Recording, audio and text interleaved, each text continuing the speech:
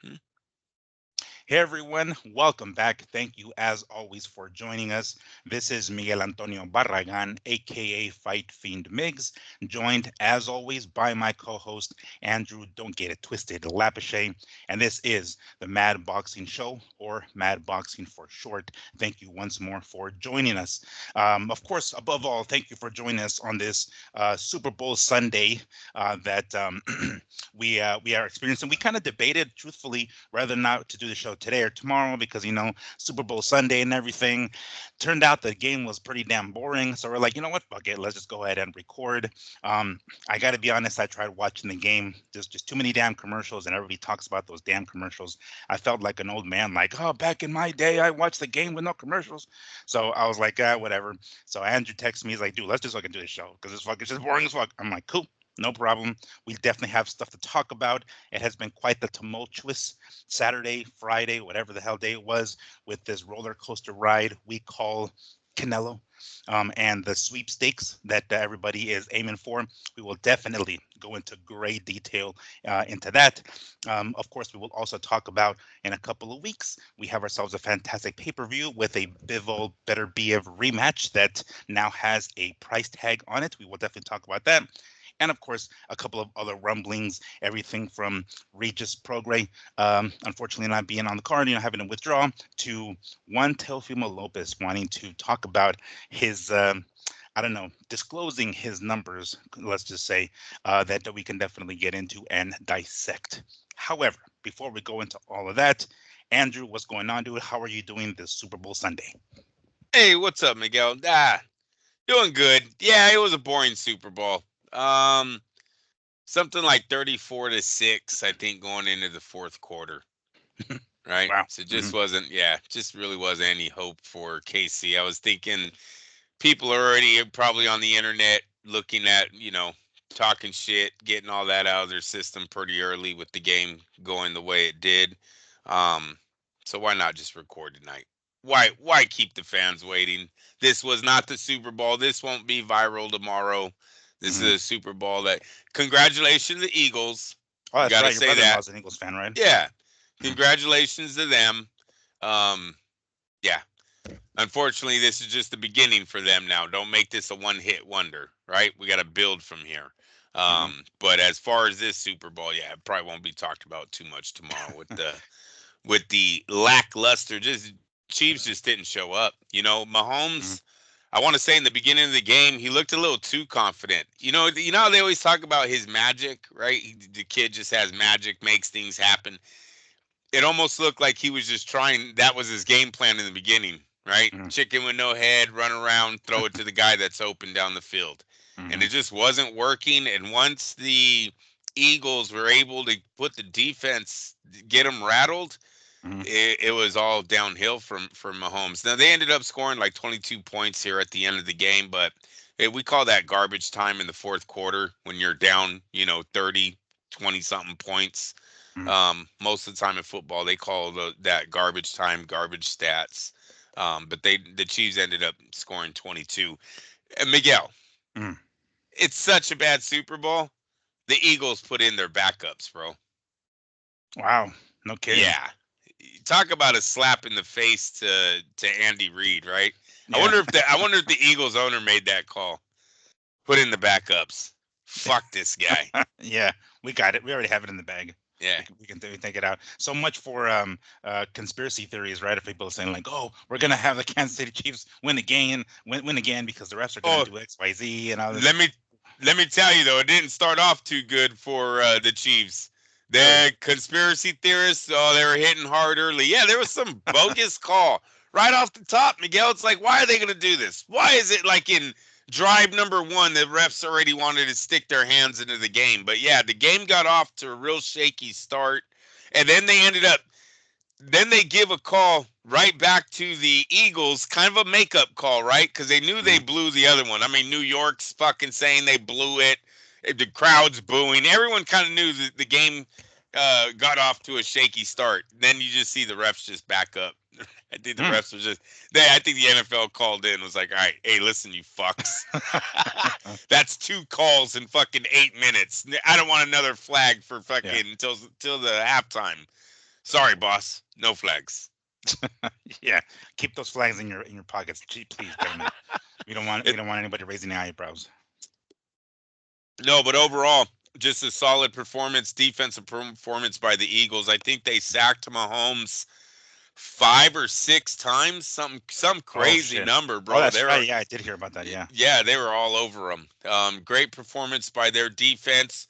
Jalen Hurst showed up, the quarterback for the Eagles. I was talking big about Barkley. Barkley did not have a big game. It was the quarterback. Just came out throwing, was Mm. hot. He was hot when the Eagles needed him to be. You know what I mean? He showed up for the big game. He has one loss in the Super Bowl. Now he has a win with two Super Bowl uh, um, appearances. He's 1-1 now. So yeah, great night for Philadelphia. It reminds me of those funny clips on Instagram that I've read where like those people are cheering and spelling out the name Eagles, but like misspelling it, like ELG, like Yeah, totally that was the misspelling it. mayor.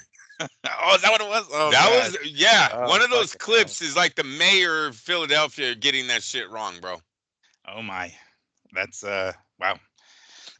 Funny. One of my closest buddies, he's not even from Philadelphia. He's from here in Vegas. He's in the military. One of my childhood friends. He's a close friend of mine now. One of my BFFs. He used to be an Eagles fan when we were younger. I don't even think he follows football anymore. But it's funny thinking about back then. I'm like, why the fuck are you an Eagles fan of all things? But and back then I didn't fucking know any better. I was like 12 or 13 years old. But he used to be an Eagles fan. I don't know if he still is because anytime he's a fight fan. So whenever we talk fights. We don't talk about football or anything like that. But I don't really know too many Eagles fans, to be honest, besides, who you mentioned, your brother-in-law, but there must be, celebrating tonight, Oh, right? Um, dude, we used to clown them.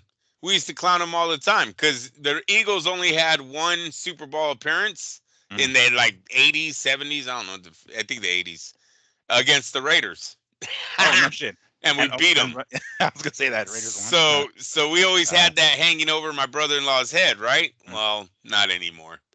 Last 20 years, the Eagles have been there, what, 3 times now, some shit like that. They have mm. a 2 Super Bowl wins. So no, they're flying high right now. Oakland, Las Vegas, whatever the fuck you want to say. Got to take a back seat. Yeah, I still have the habit of saying Oakland. I don't say I'm like Raiders. I use the name Raiders. I have the tendency of still calling them Oakland. But yeah, like I was saying earlier, I was watching bits and pieces of the game, and then I swear after every down there was some sort of commercial, and everybody talks about the Super Bowl commercials. And it's like the what is it called, like the water cooler talk, right? The next day at work, and you're like filling up your water, like you see the commercial with Seal or whatever the fuck. It's like it's so like I swear I'm losing brain cells every time I hear people having conversations about the damn commercials because they're big bucks. I get it, but it's like, did you watch the game? Did you just tune in for the fucking commercials, or did you actually watch the game? Considering how boring the game was this time around, I can kind of understand the commercials. But once I got through a few downs, I'm like, this is it. I'm gonna watch these commercials all day. I'm like, I just flat. I'm not even gonna pay attention to it. It just nothing else Kendrick to watch on Sunday, huh? Kendrick did good. Did you check out the halftime show? No, I think I was second quarter. It was when I just like gave up and stopped watching it. But no, Kendrick Lamar. Do you mean Terrence Crawford on stage? I don't know. I don't know. That's I'm funny. familiar. Forgot about that. That's hella funny. I'm familiar with Um, Kendrick Lamar to some degree, but I don't think I even really recognize any of his songs. no, he did good. He actually had enough hits. There was enough songs that I knew, that he was up there. He roasted Drake. I don't know if you know about the Oh ongoing yeah, thing. All right, I so know you they know have a about beef. that. Mm. He literally looked in the camera and said Drake's name, that verse on that song, when he goes, "Hey Drake," and I don't know the name of the song, but Mm. dead stone cold look right in the camera when he does it. Fucking at the end of the song, because he waits for that one at the end of his set. Hmm. It says "Game Over" in the back in lights from the Mm. crowd.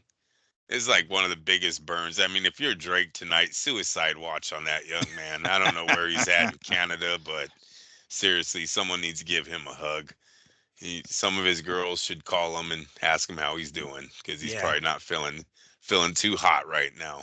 That's one of just hit the him up and let him vent on the phone. yeah, that's one of the biggest burns you're ever going to see in the hip hop world as far as guys going back and forth, these little rap beefs or whatever they call them. I mean, Hmm. take it to the Super Bowl.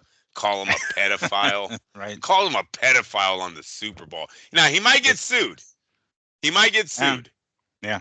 There was that side of it, but and I'm surprised. I gotta say, I'm surprised the NFL let him go with that verse in the song with the he might be a minor or she might be a minor, all that shit. He didn't know they really wanted to like not celebrate it, but what's the word? Bring light to it, right? It's kind of a touch. Yeah. Is Acknowledge Drake? it. Yeah, is Drake a pedophile? Shouldn't we be sending a cop over there? Yeah. Didn't we just remove the end racism from the end zone? But now we're going to talk about fucking pedophiles in the halftime show. And they're all dancing to it. The Yeah. whole crowd was yeah. Yeah. They're all like, She might be a minor. Like 15 with their hands or something. Like, no. That. I thought, yeah, I was like, that's kind of weird they went with this one, but all right, that's a burn, just straight burn. I guess the NFL don't mind the lawsuit either, because, I mean, with no evidence, right? What's the defamation of character, Yeah, correct? right. Yeah. I think I've called this lawsuit shit before. I better step back, because I got Devin Haney a little bit of trouble, right? It didn't really go too well for them when I didn't tell you guys assault.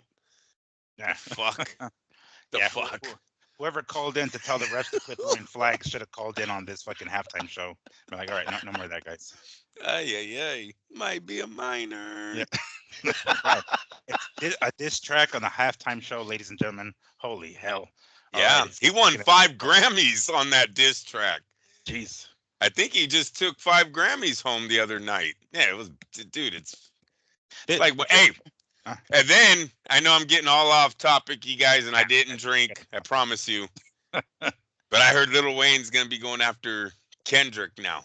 Because Lil Wayne is a little pissed off that he wasn't in the Super Bowl halftime show with it being in New Orleans.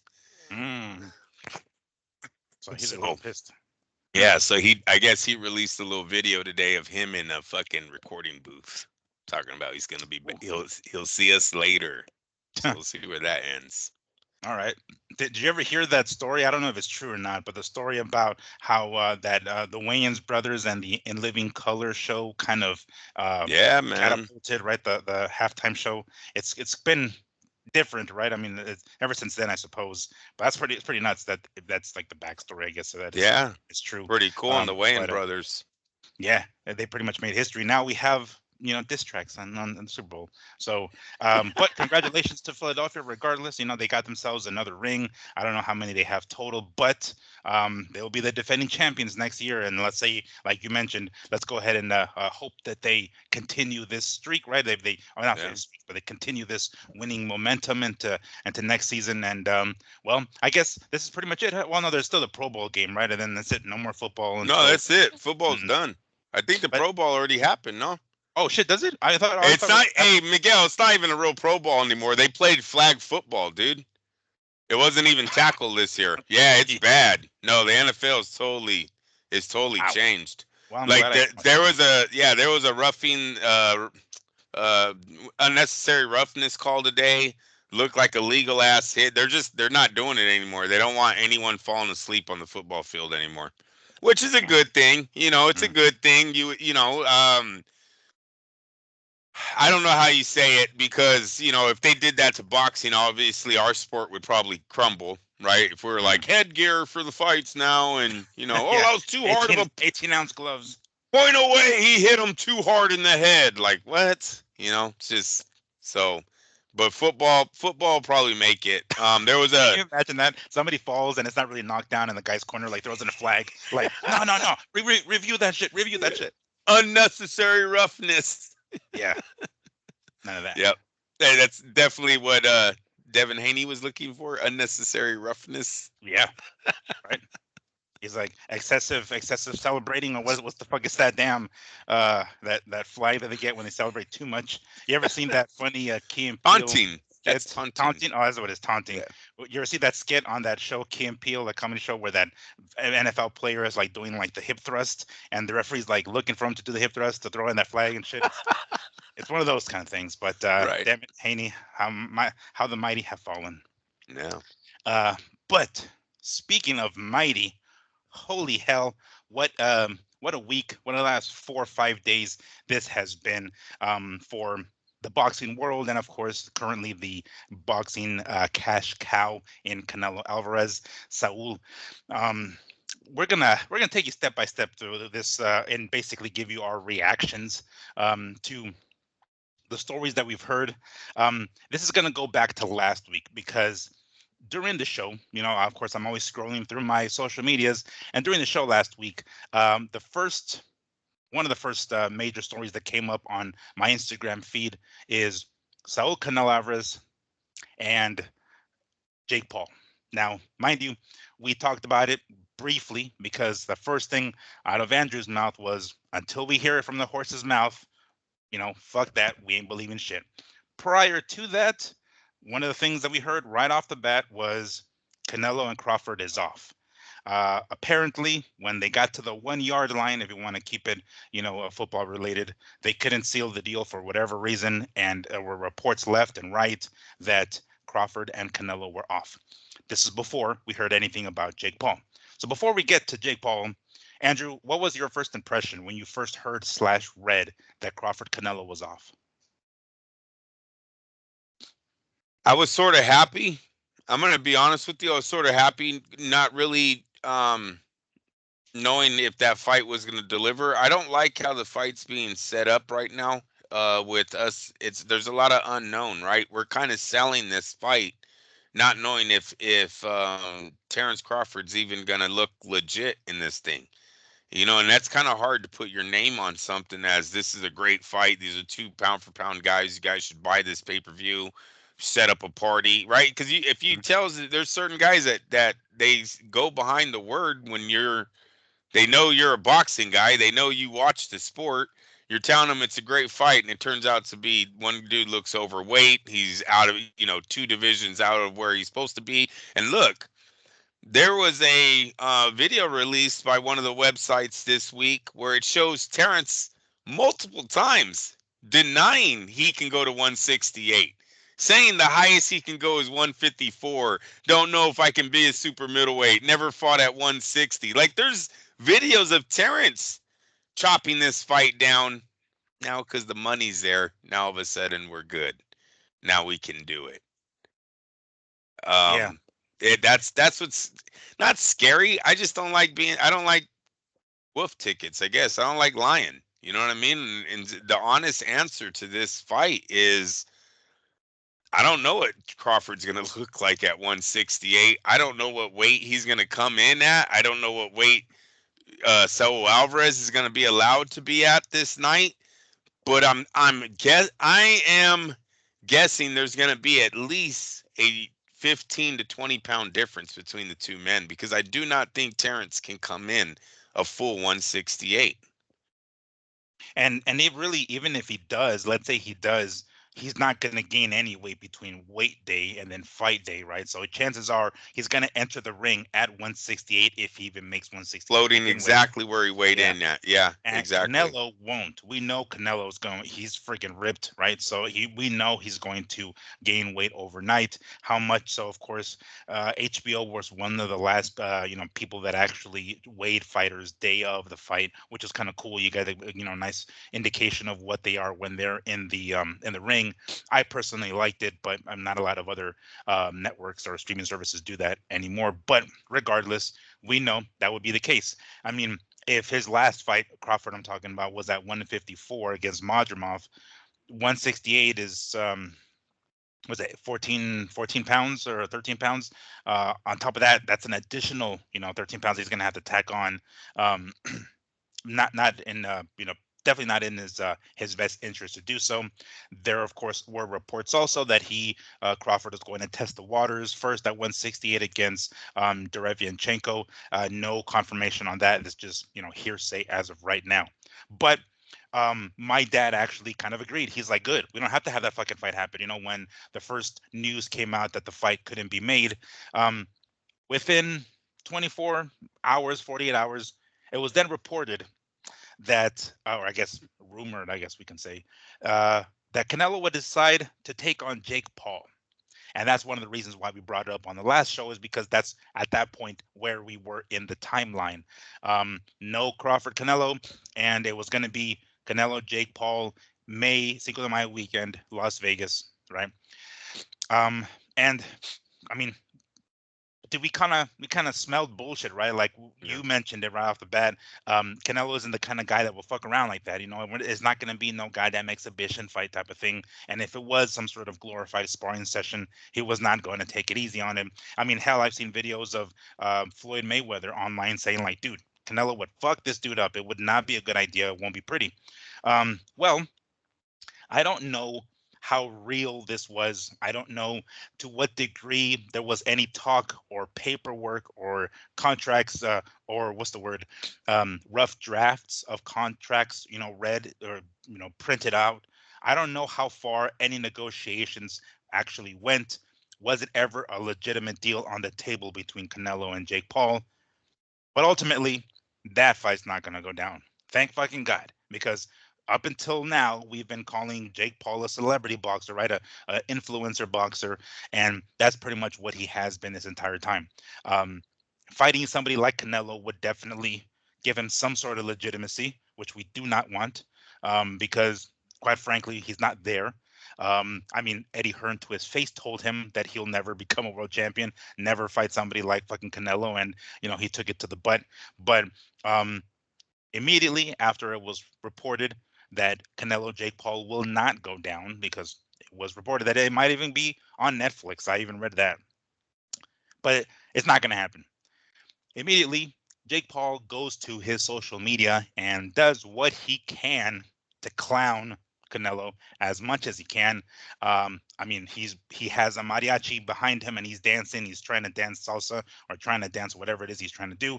And he goes online to post some stuff.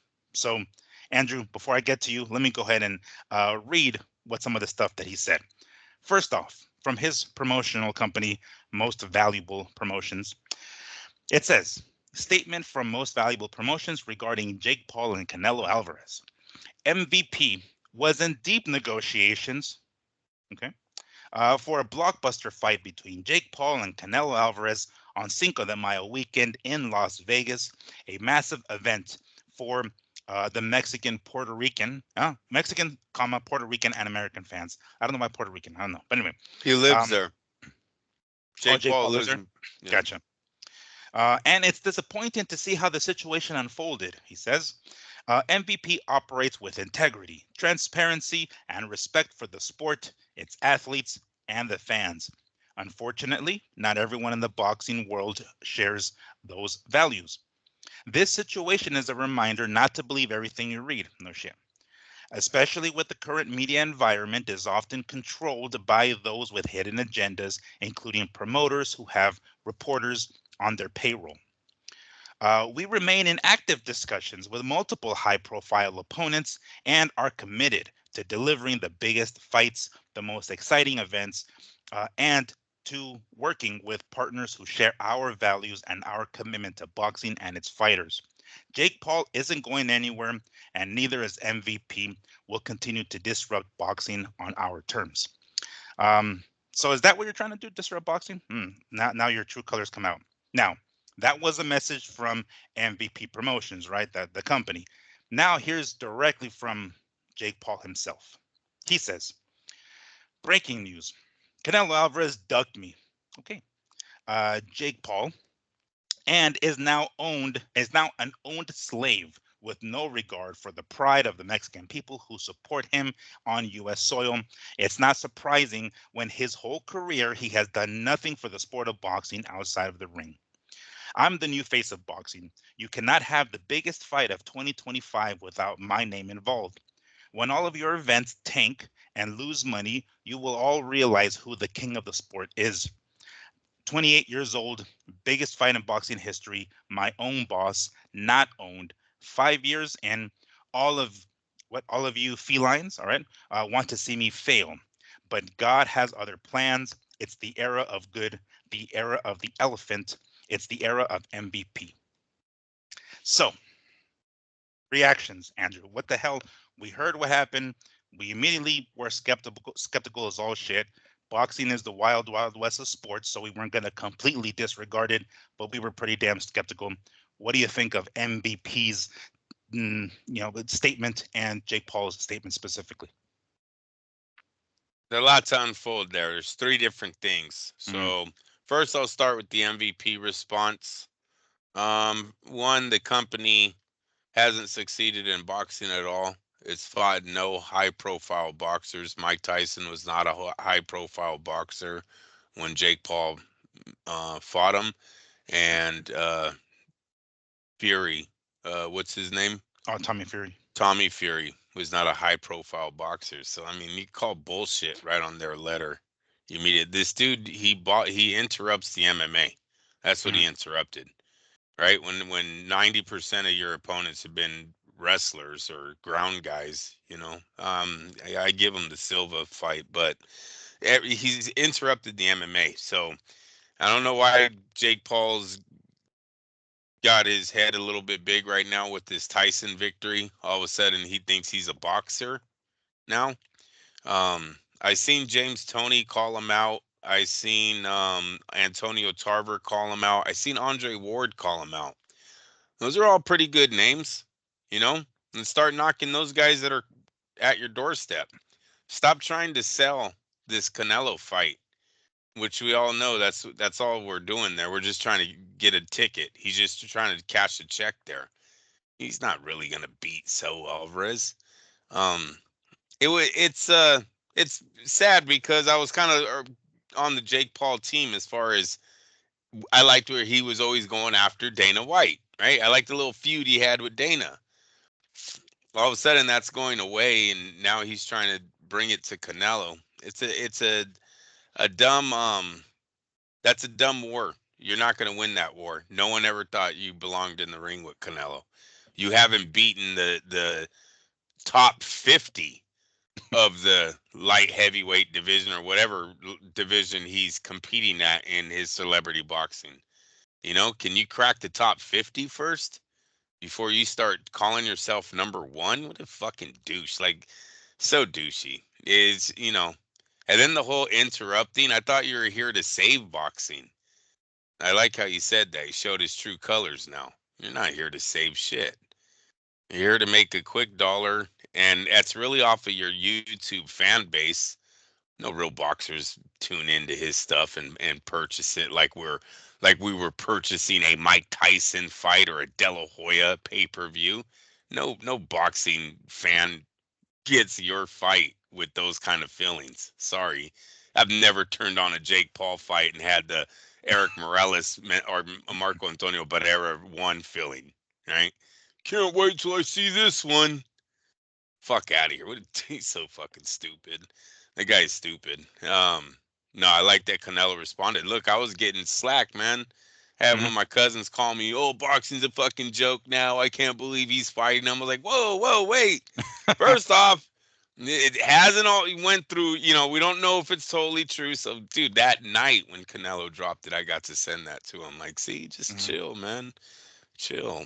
So I am happy about that. I'm happy that His Excellency sent out the "You should fight Mr. Beast" for the Disney championship. That right. was a good one. Yeah, put him in his place.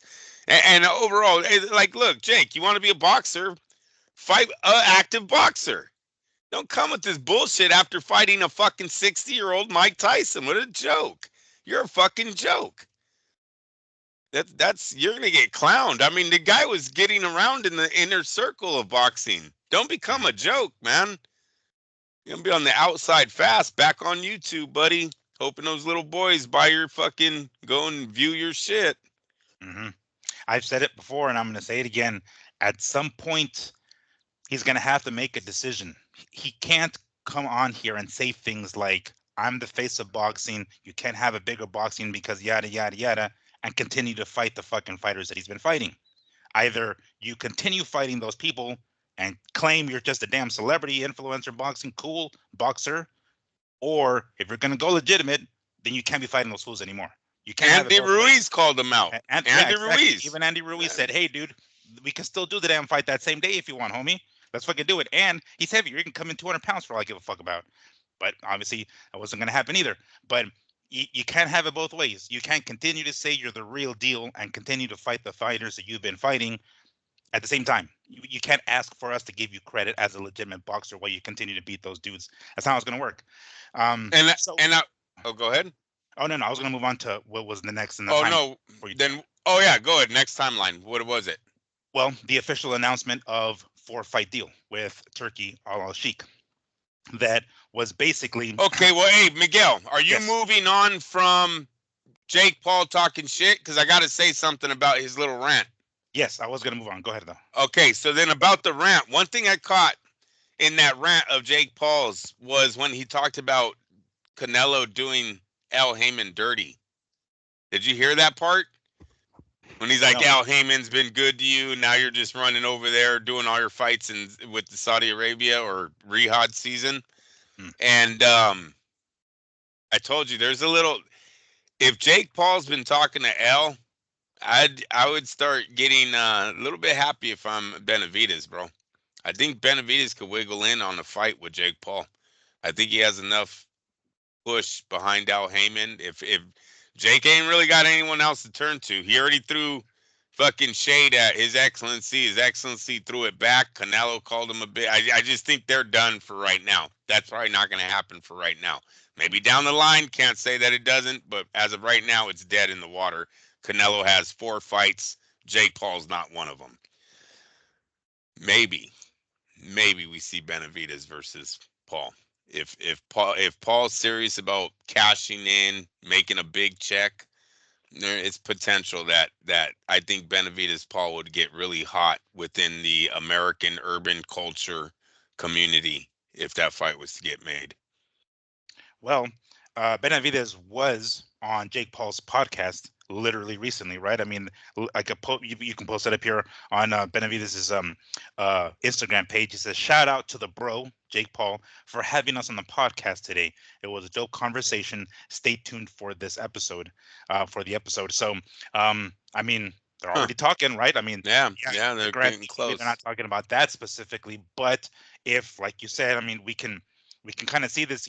That's one of the things about you, Andrew. You connect the dots so good down the line. You connect the dots. If fucking he has been in any discussion, Jake Paul talking about with Al Heyman. I mean, that opens up a window for Al Heyman himself. Is who's using who? We've already Yeah. talked about Netflix basically wanting to eventually, real soon, I guess, kick PBC off of their fucking network, off of their streaming service. Well, if PBC is kind of floating around and Al Heyman, but Jake Paul is there, who's maybe willing to help him out on Netflix or whatever, we might get Jake Paul and Benavidez on Netflix. Who the hell knows, right? But I mean, if these guys are already chit chatting and having a good conversation, I don't see that. That doesn't seem too far of a stretch to No. have those guys one another. And that would be the final straw for the Canelo fight, right?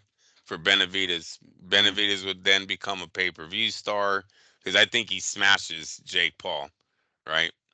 Oh, I pray If that it's a Jake. legitimate, if we're not talking Oh, I about, don't think. you know, Yeah, if he crosses over, bro, he's crossing over. I think well, it'd be. we know that Benavidez wants that fucking payday, that Canelo payday. If Yeah. he can't get it with Canelo, he can get over here with less risk if that happens, of course. But I don't think he's gonna go in there to literally, rip Jake Paul's head off. Maybe they're gonna do it 12, 14-ounce gloves. It's not gonna be. It's gonna be 2-minute rounds, 8 rounds kind of thing. It's not gonna be a legitimate fight that's gonna be on anybody's record. I don't think. If Benavidez is lured into that with a big payday to do a glorified sparring session, I don't think he's gonna go in there to really like hurt Jake. I don't think so, at least. Yeah. Well, I hope it's not an exhibition. I hope if with Jake Paul talking this much shit, you better put your money where your mouth is, right? You're Hmm. the face of boxing. You're the biggest fight in boxing. The Tyson fight, I guess at the very end was a real fight. That's on a pro record, Hmm. right? So I don't see him being able to go back now. I If see. he was, so let's hope that yeah, that would definitely put Benavidez in that fourth fight area for Canelo as we're looking at him and Turkey Ali Sheik still down the line. Because right now it looks like it's gonna be the unification first, Oh yeah, Then yeah, we're going Crawford. So that's 2 fights that they already know what's happening in. yeah. So Maybe 3, and I'll get to that here shortly. So, um, to move on from that, was there anything any last ones no, you want to toss in? Okay, so now we know Jake Paul Canelo is not happening, regardless of all the shit talk, right? Because they're spitting. Oh, and then one of the main reasons we kind of knew that. I mean, I don't know. Jake Paul, or at least MVP, is saying that they were in deep negotiations, right? According to their statement. I'm skeptical of that. When Canelo comes on to social media and says, "Hey, I only fight real fighters, fool," that gives me the impression that I don't think it really was legitimately on the table, right? It doesn't seem that way, at least. But MVP is going to say whatever the fuck they want to say and make it seem more like Canelo's ducking them. But Canelo comes out and says, if that is the case, and again, we hear it from the horse's mouth. We hear Canelo say, "Hey, I only fight real fighters." That leads me to believe that they were never really talking about that, about a legitimate fight, and maybe Canelo even used Jake Paul to try to get more, I don't know, more money from Tiger. I mean, Turkey Al Sheikh, or more publicity for his next upcoming fights, because reporting Mike Coppinger, in a stunning 11th hour development with Jake Paul fight at the 1 yard line, Canelo Alvarez has instead closed a 4-fight deal with Turkey Al Sheikh and Riyadh season to salvage the Terence Crawford mega fight in September. All right. So he says this is before Canelo's first opponent was kind of announced. Um, let's see here. So this is the first fight of Canelo's 4-fight deal. Sources tell ESPN will take place May 4th in Riyadh. Okay. That's Sunday morning for a primetime broadcast Saturday night in the U.S. 2 names being considered for the Crawford tune-up is Jamal Charlo and Bruno Soros, which is the guy who upset Jaime Munguia. All right. So those were the 2 first guys that were brought up, right? Well, now we know that that's not going to be the case. Now we know that it's going to end up being um, William Skull. He's a IBF super middleweight champ. He's undefeated. He's a Cuban boxer, and he looks pretty damn muscular. He looks like a big motherfucker, right? So I haven't seen the tail of the tape on him. I'm not sure how tall he is or reach, yada yada. But he's an undefeated Cuban boxer, and he is the IBF champ. So as of right now, it seems as though that first fight on that 4-fight contract is going to be William Skull to unify the super middleweight division once more. And, it'll be all 4 belts on the line. And it's going to happen Cinco de Mayo weekend, according to Ring Magazine. So, first off, we've talked about William Skull before here very briefly, not too much because he's kind of an unknown. If I can pull up his record here, he doesn't have that many KOs to his record, but we can always do a little more digging on him here shortly. But not a bad first fight for Canelo, going after the IBF belt again. no, no, it's a fight that I think we called too about 2 weeks ago. We kind of laughed when they had all these opponents, and we were like, I bet you it's going to be William Skull anyways. Turned out to be William Skull anyways. Mm. It's look, I think Canelo made this decision on it was just risk reward, right? Look, if you look at what Al Heyman had for Canelo, it sounds like it was Jake Paul and Benavidez, right? Mm. Those are 2 names that are that Al had for Canelo right off the top. And I only say that because it sounds like Paul was talking to Al Heyman when he brought up his name in his rant. So he goes over to His Excellency. He has a huge payday, right? Because they're Saudi money, so they don't care. What do you make? What do they pay you? I'll match it. Kind of probably deal on the first fight, right? So Mm. William Skull, yeah, he's undefeated. He's got 9 knockouts though, so his power's really down, Mm-hmm. right? Maybe he's a great boxer, but at least Out Canelo of don't have. 23 fights. Yeah, at least Canelo don't have to worry about power. Second fight is a fucking welterweight. Mm-hmm. So on Al Heyman's side, and the rumor was that the Jake Paul fight was going to be fought at 200 pounds. Right.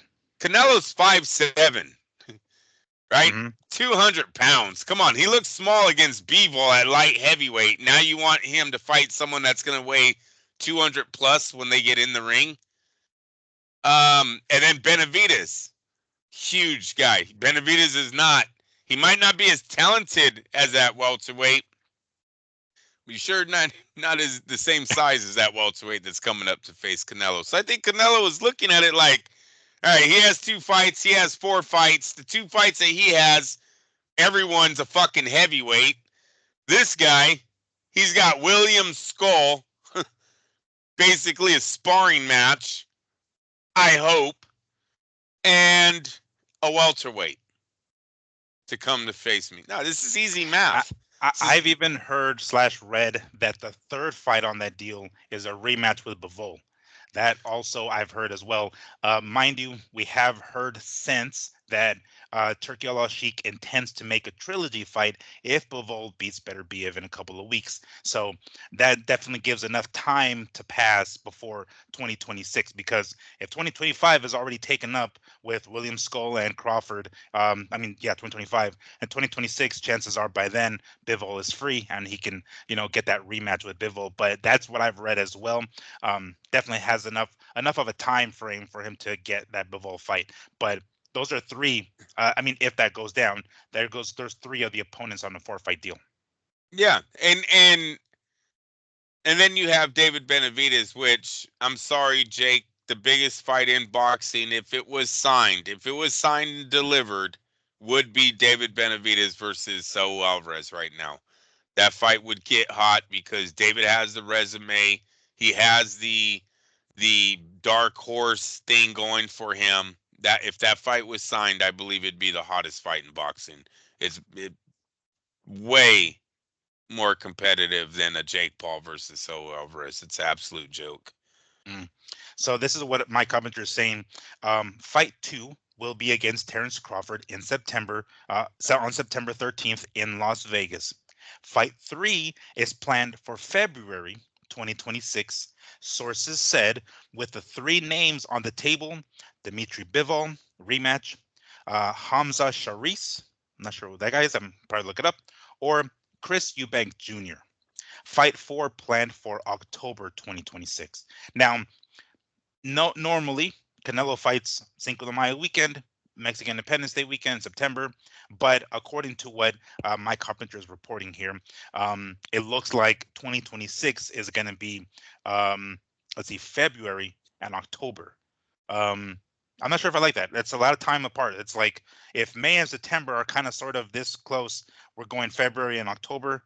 I'm not sure if I like that. But again, we don't know if this is going to go down regardless, but that's what my commenter is saying. What do you think about those opponents and those dates? The opponents, he's running the show, so that she boss guy, Hamza Sharis. Sharice, I want to say he's already been fighting on the undercards for His Excellency. He's one of those guys that they're building.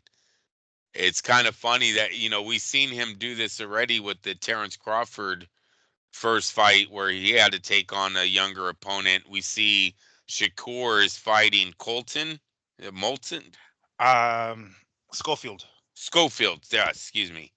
Yeah, Moulton's the other kid. Schofield.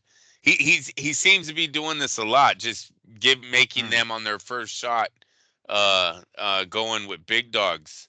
So yeah, I don't know if I really would like that fight. Um, the Yeah, Eubank he's fight. 25. The dude is 25. Even by then, because I just pulled him up real quick. He turns 26 in May. We're not even in May yet. So he'll be 26 this coming May. Then by next May he'll be 27. So he'll be 26 still by the time, if that were to happen, February we're What's talking his about. wins? What's his wins? I want to say he's undefeated. But let me just pull it up here real quick. Yeah, because that's really what I was going off, was the experience level on All these right. guys. British Pakistani professional boxer and Riyadh season ambassador. He's 21-0 with 17 KOs. Yeah. So it's And just a big it, leap. It's a big Okay. leap for him in competition. I don't know if I would want that fight. Eubank, obviously, that would be a decent fight for Riyadh season. Because look, a lot of these fights are happening over there. Hmm. So his excellency kind of needs to give Saul Alvarez opponents that is going to sell tickets too, and not, there's not just a lot of guys that are going to sell tickets over here in Riyadh. We already seen them bomb on a very good card that De La Hoya set up, that Latin Nights Mm. card that they set up over here, and it didn't do good at all. So they might have to add some English names to that, European names to these cards to try to get guys from over there to buy these tickets also. So I mean, seriously, behind closed doors, Eubank is probably the front runner for that third fight. So there you Hmm. go. Now we're looking at William Skull. Yeah, like a skull. Yeah, Skull, unknown. Terrence Crawford, Mm. fucking 14 pounds lighter, and now Eubank. I mean, this is Mm. getting real easy for the decision that Canelo was up against, right? Mm.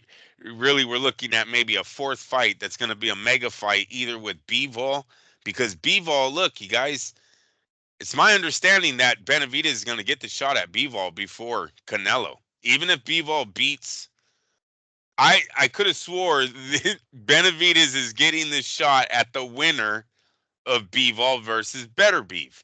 And His Excellency would want that, because if you have Bivol come back and beat Beterbiev twice, and then do a mega fight with Benavidez and beat him too, you know how big the fight with Canelo now is? Mm. And go the other way.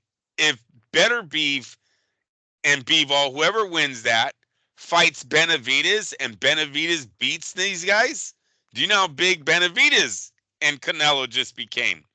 So really, His Excellency wants to stay out of that triangle until it's figured out.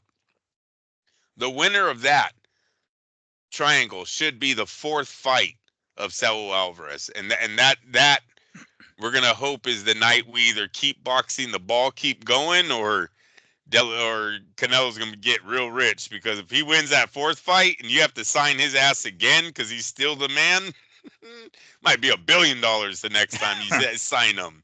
Right. And according to what, like, because this was reported on the Ring Magazine, um, Turki Al Sheikh wants to make a trilogy fight between Beterbiev and Bivol should Bivol win. Now, he didn't specify in this because this just basically, it looked like it was a Q&A type of thing, and somebody asked him that.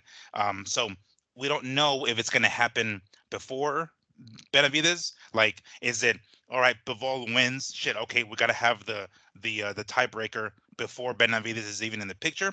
Or are we gonna get all right? Well, let's say Bivol wins, then we're gonna get Benavides in there against him, and then down the line we have Bivol and Beterbiev for the tiebreaker. But um, I would have to assume the way things are and um, the way we kind of the impression that we get from Turkey is that if Bivol wins, there's going to be that trilogy like immediately. So that basically sets Benavidez off to the sideline even longer. If that even were to occur, because as of right now, we've heard Benavidez won that fight against Morel, so he is the number one contender, or what is it, mandatory.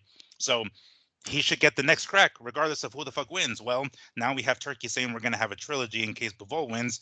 That's good. What is that going to do? Is that going to give him step aside money? He's going to be like, all right, I'll wait to see this trilogy pan out, and then I'll fight them. What is Benavidez going to do in the meantime? Just wait, or To lace fight? to lace their pockets up the most, you would let Benavidez do a fight with Jake Paul. I'm sad. I'm sorry tonight that I'm using Jake Paul's name so much in this triangle, but that makes Benavidez a legit household name, dude. If he is the guy that finally defeats Jake Paul for good, give him the title shot, have the belt in the ring, give him all the bells and whistles, because it's a fucking setup. We're setting him up to take his clout, his fan base. Whatever fan base comes, some will come. There will be some Jake Paul fans that get interested in Benavidez because he beat their guy, and they'll watch his fight with Canelo or um Beterbiev, the winner of Beterbiev and Bivol. But I really think that you use Jake Paul to get Benavidez to the next level. You let Beterbiev and Bivol figure out who wins, right? That fight's in what, next week, 2 weeks, 2 weeks. 2 weeks. So 2 weeks from now, we'll know if who's the winner of that one. And Canelo's busy. Canelo's busy until 26. We already know what he's doing next year. It's a unification, and then it's Crawford. That's it. He's got 2 fights. And then the next 2 fights are in 26. So we don't have to worry about Canelo right now. It's about making Beterbiev, Bivol, or Benavidez a superstar. And I'm sorry, Jake. Even if you were to somehow Benavidez twisted his ankle, you got to win there. I don't then have you beating Beterbiev and Bivol. Sorry. You're not doing all that. So you're out of the loop. We're just using you. Hopefully you get a nice payday, but you will be used. Keep playing with fire. You will get fucking burned. let me try to paint this this route here for you, right? Let's say, for the sake of argument, Bivol wins, and Turkey Al-Sheikh says, all right, then we have to have a trilogy. That sets Benavidez off to the sideline for a little bit. Benavidez himself has said if he can't fight the winner of Bivol and Beterbiev, and he didn't mention if it was after the trilogy, he just said if I can't get that fight, he has plans to go up to cruiserweight, right? Potentially fighting somebody like Suda Ramirez, right? Gilberto Ramirez. Well, it has been said by one Alexander Usyk that he did contemplate moving back down to cruiserweight after this fight with Fury. Would that be out of the question? Let's say Benavidez says, damn it, you know what? Bivol won. I don't want to have to fucking wait until this trilogy plays out. I'm going to cruiserweight. Ramirez, Usyk? Is that too much of a risk? I think it's way too much. Fight. No, that'd be pretty big. No. It's a one fight. I think it's only one fight big. Where this other one kind of Benavidez has more of a future, right? Because we're hoping that the Jake Paul fight would be a slam dunk for these two. You know, we're talking major pay-per-view buy rate with not a lot of overhead, right? These two are kind of running the show. Jake Paul kind of does his own pay-per-views. Al Heyman kind of does his own pay-per-views. Both of their minds coming together, I think, would be able to pull this off without the help of DAZN and His Excellency, whoever, ESPN. They wouldn't need all those platforms to get this pay-per-view off. I think Netflix, PBC, his name behind it, and then Jake Paul Benavidez. I think the fight's hot. And the only reason why I'm going with this tonight, you guys, is because Paul is kind of poking the bear. Al Heyman's a hustler. We know Al Heyman knows how to hustle people, man. This kid looks like he's like the kid from the nice 2-parent home that's hanging around in the ghetto right now, right? He's gonna get took. Yeah, he's gonna get took. He's trying to sell.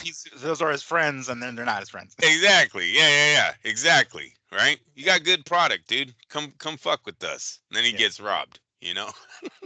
I thought they were my friends. Yeah, exactly.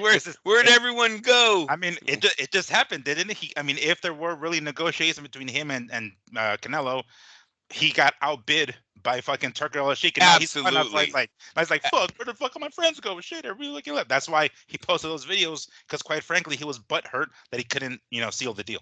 And absolutely, they were talking. Now, I don't know about that signature. That signature looked kind of suspect that he has, that he said it was Canelo's handwriting. But I do believe that Canelo called him. Canelo is all about his money, man. We know that. Right. This guy has signed major deals with multiple companies. Like, why wouldn't you call Jake Paul and go, what's your pay-per-view buy rate? What do you bring in? Like, fuck what's on the internet. We're talking as two businessmen now, right?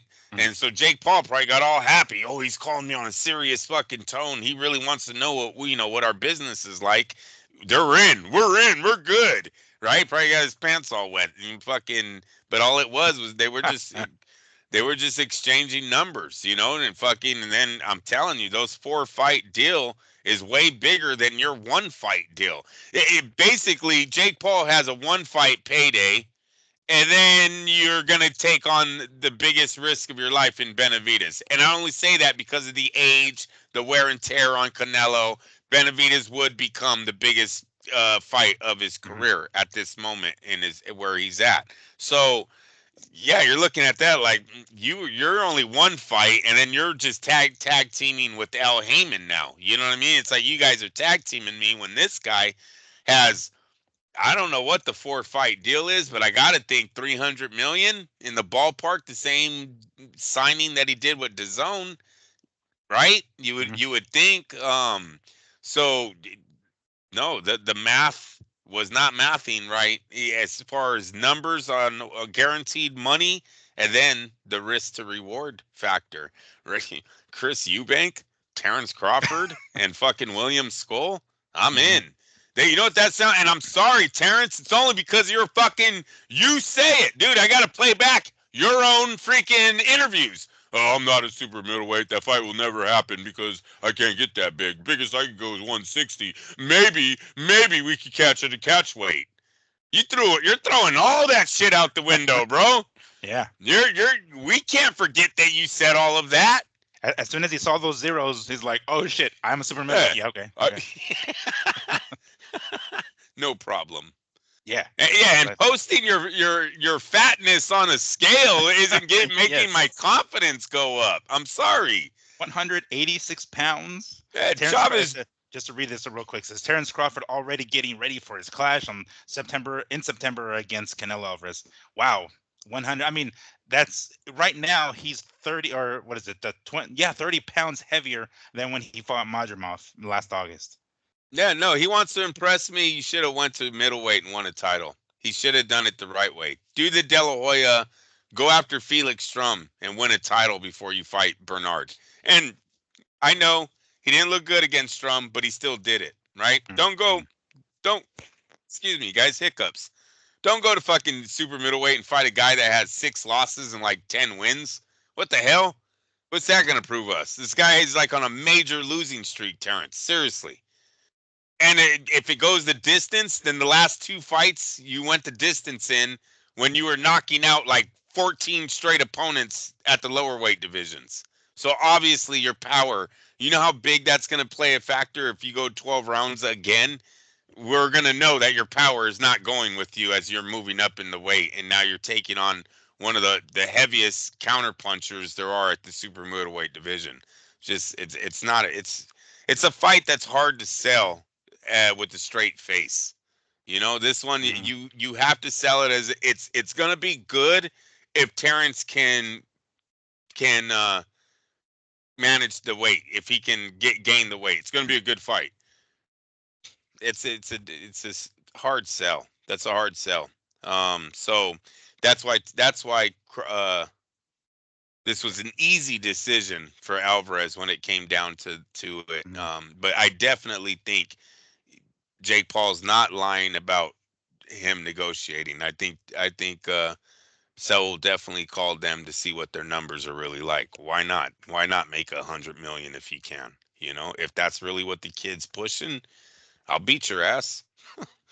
But Canelo saying, well, I only fight real fighters. That kind of contradicts that. No, does that mean like, well, all right, hold on, are you lying to us now? Like, if you really did legitimately call up Jake Paul and try to inquire on his numbers, then you don't just fight real fighters. Clearly, you were totally willing if these numbers were right. They just Yeah, weren't. Somebody outbid him. But doesn't that seem kind of contradicting for Canelo to be like, I only fight real fighters? Well, then what fight you call me then?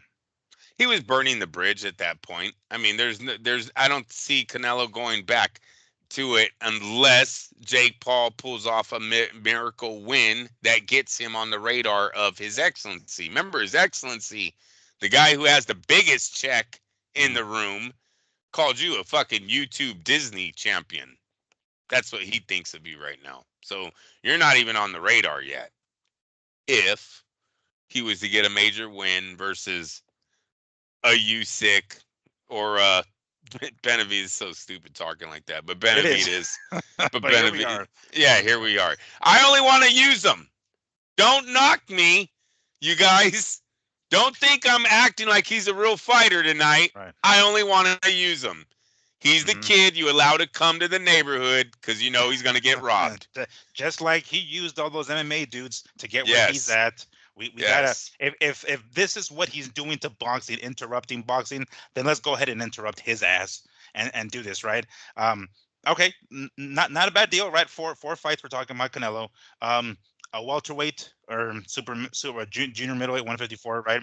William Skull, who's pretty much maybe another Yildirim, another right that fucking dude who Canelo fought back then, kind of a mandatory. Um, Bivol. Let's say, for the sake of argument, Bivol doesn't win, doesn't beat Beterbiev, and he loses, right? Um, maybe Bivol fights somebody else. Now, 2026, he ends up fighting Canelo if that's what Canelo wants in 2026. Um, Depending on how Bivol looks against Beterbiev in the hypothetical loss, Canelo would come in a little bit more confident. No, coming in here being like, yeah, that's right. You got your ass beat by fucking Beterbiev. He softened you up for me, and now he with more of a reason. It's. I'm basically adding to your point of an easier decision that Canelo made by going with Turki Al-Sheikh. Maybe he gets a beat up Bivol, and maybe he can whoop his ass at this point. Depending on where Bivol is at that point, if he ends up losing to Beterbiev badly, that could soften him up for Canelo. Of course. At the very least, yeah, it's 24 rounds. We don't know that the second fight went 24 rounds, but on paper it's 24 rounds with the heaviest hitter that division had ever seen, right? Mhm. Champion wise, 100% knockout ratio or some shit like that. So yeah, no, he's definitely going to be a little bit more wear on him, more miles on his speedometer, however you want to say it, because Mhm. he's went 2 fights with Beterbiev. I got to tell you, I'm not really looking forward to the Bivol rematch. I want Benavides to beat these guys. We kind of need Benavides. I don't see Beterbiev or Bivol ever becoming a household name in America for Canelo. That's a great fight for diehards. We would be juiced. The fight will not pass a million buys, especially if it's Beterbiev. Bivol, maybe it gets a good buy rate because the Mexicans know him. Beterbiev, with his market, the way he sells fights, he's not a big talker. It's just nothing there. I wouldn't want it. We need Benavides to beat these guys, and then Canelo to be there at the end and get on that Benavides Canelo fight. It would be the biggest fight in boxing by far. All right. So, what do you think about the destinations, the fight locations? Uh, It seems as though, according to what they're saying, right, William Skull in Riyadh, right, in Saudi Arabia. Then Vegas, of course, we kind of already knew that. We don't know where exactly, because when we first heard that Canelo and Crawford wasn't going to happen, this was before we heard the rumor of Jake Paul. We don't know who was the one or what was the roadblock. We don't know who was the one that said yes, who was the one that said no at the end, said fuck this, I'm not going to do it. We suspect it was maybe Crawford, but we don't know for sure. So we don't know where exactly they're at, because now that he signed the 4-fight deal with Turki Al-Sheikh, that fight is back on the table. Are they going to start from scratch again, or are they going to pick up where they left off? This fight's going to happen in Vegas, according to what I'm showing here. So, yay, we're going to get a major fight here in Vegas, of course. So that's good. But William Skull in Riyadh, do we really have to go where the fuck over there for that? looks like hey, look, dude. I think Jake Paul was right in his rant when he said that he sold out the Mexican fan base. I Mm, mean, three of the 4 fights are scheduled to be at Riyadh. mm. We're not going to see Canelo in Vegas for what, Right. and Well, and for the and big one, wait, I but guess. but I'm not totally sure that fight happens in Las Vegas. We got to see how the first fight does for His Excellency in Riyadh, because if he does lay an egg, pays sell 30 million, doesn't make 30 million back, he's gonna be real, iffy on where he puts them. Do you really want to get Allegiant Stadium, 70,000 seat venue, and the dude couldn't sell out a smaller venue in Riyadh? You get what I'm saying? Now you're Well, he putting wasn't another gonna third. sell it out over there because ain't no raza gonna go over the fuck over there, huh? I don't know. You think some high rollers travel, right? They still got high end places. Mm, I hope Canelo brings something. I didn't expect it from De La Hoya's Latin Nights. Those aren't Canelo, mm, right? But I hope Canelo brings some of the high rollers. That's why, dude, I really think Terrence Crawford, Canelo belongs in Riyadh. If you're trying to bring the rich, we know Terrence taps into the high rolling, the athletes, the movie stars, the singers. They've been to Dubai, right? They've been to mm. Saudi Arabia, they've traveled there. Why wouldn't you put that fight there and bring the skull fight to Allegiant Stadium and sell tickets to fans that never get to see Canelo? Right? Do a Julio Cesar Chavez like moment where he said he used to come home and give his guys the cheaper fights so they would be able to see him. Mm. Why wouldn't you flip the script with that? And hell, Skull ain't gonna be a big price. You pay Canelo, you pack 70,000 in, which I think they could with Canelo if you got good seats. Look, one thing Canelo I and got Skull, you think they could? with the Mexicans, yes. You're Mm, talking California, Texas, Arizona, mm. Las Vegas, everybody, and the tickets I'm saying are $40. You can't charge these tickets for a lot of money, dude. Have you ever been in a arena to watch a stadium, excuse me, to watch a boxing match? The guys are like this big when you're on the third deck, bro. No. You know what I mean? Yeah, Like at yeah. least in football and baseball, there's a lot of guys on the field. It's kind of you can see more going on. In Mm. boxing, bing bing, got two little Yeah. guys in the ring Yeah. doing this, You have to right? depend on the big screen pretty much. You gotta depend on yes. And Mm, hey, Allegiant, you guys would be hella smart to put on the best bars, the best TVs. I would have my whole third deck. I'd roll TVs in just in case if my fans couldn't see the shit, they could come down, have some drinks, and watch it on TV and just scream from there. Right? mm, I'm hoping Mark is that smart because no one's gonna want to go back. You might be a one and done, right? If someone goes, man, yeah, I spent $40 to get in, but fucking couldn't see shit. You know what I mean? yeah. Like it sucked. I was watching it on my phone. You don't want those kind of reports, right? So, Mm. but I do think Canelo could do that on his own. I think he has the power to bring that type of with reasonable ticket pricing. Yes, that they could sell out Allegiant with him on by himself. Terrence Crawford, Canelo, I think belongs in Riyadh. Those are that's the high rolling fan base you want. If you want to see what boxing's elite can bring, you take those two. God, I wish they would get Terrence one more title shot. Then you take him out there and see how many movie stars coming and how many ex fighters and all that come out to your event. What about Bivol? Would that would that be a good idea to take it over there or here? Because I mean, people like you said, the Mexican fans remember Bivol. Yeah. Would that be a good Allegiant Stadium or T-Mobile Arena type of? I think actually T-Mobile I think was where they had the first fight. I come to think of it, but anyway, yeah, the What's rematch. I can only say one fight right now because only one fight is on the schedule for America. The other three are all Riyadh. So it looks like Hmm. Canelo's a stablemate, or how do you say it? How do you say it when the singers go to Las Vegas just to stay? Like Bruno Mars is Oh, a staying at the residency. residency. Yeah. Yes, I think he's taking up a residency at Riyadh. Oh man. Well, okay.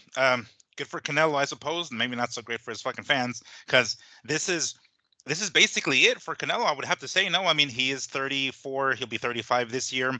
A four-fight deal would take him into 37 and cash out. No, I mean, I would have to assume when I kind of caught whiff that Juan Manuel Marquez was going to be, retiring, I'm like, oh shit, let me go ahead and catch some of his fights here, and I was able to catch him and Juan Diaz in the rematch. I caught him and Michael Katsides. So I was like, oh shit, cool. And the tickets weren't pricey. They were maybe 100 some odd bucks, but they weren't bad. And I know he's not Canelo, but if and this might be it for Canelo. These like last four fights, and if he can't get his fights, his fans to come and see him, like if three of his fights are going to be in Saudi Arabia, um, damn, it might be it, right? It might be if this fight specifically with Crawford takes place here in Vegas, that might be the last time he fights on U.S. soil. Yeah. Yes. That's crazy. Fans, think about Hey, that. You guys want to think I about that. know. What were you No, gonna say? we talked about this, Miguel, that he was looking to bring boxing out there for tourism, right? And if we went with this guy, that there was a chance Las Vegas is not going to be holding fights here.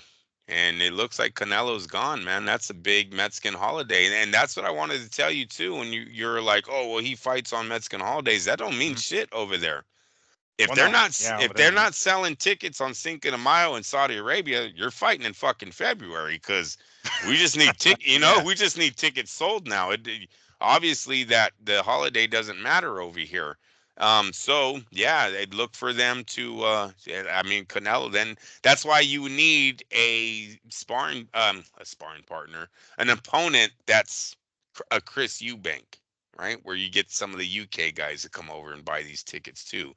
The Serbaz kid or whatever, I don't know what his momentum like over there. Obviously, he's undefeated. He's young. His Excellency's been pumping him up, just like the Opatai guy in the Mhm. cruiserweight division.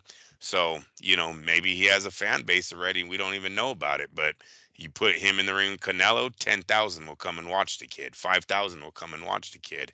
We know that won't happen in Las Vegas, right? But over there, because it's closer, maybe they can get the fans to go over there. So, yeah, Canelo looks like he's turning into another, how did I want to say this? Billy Joe. Who are some of the other guys he fought in that little run with DAZN?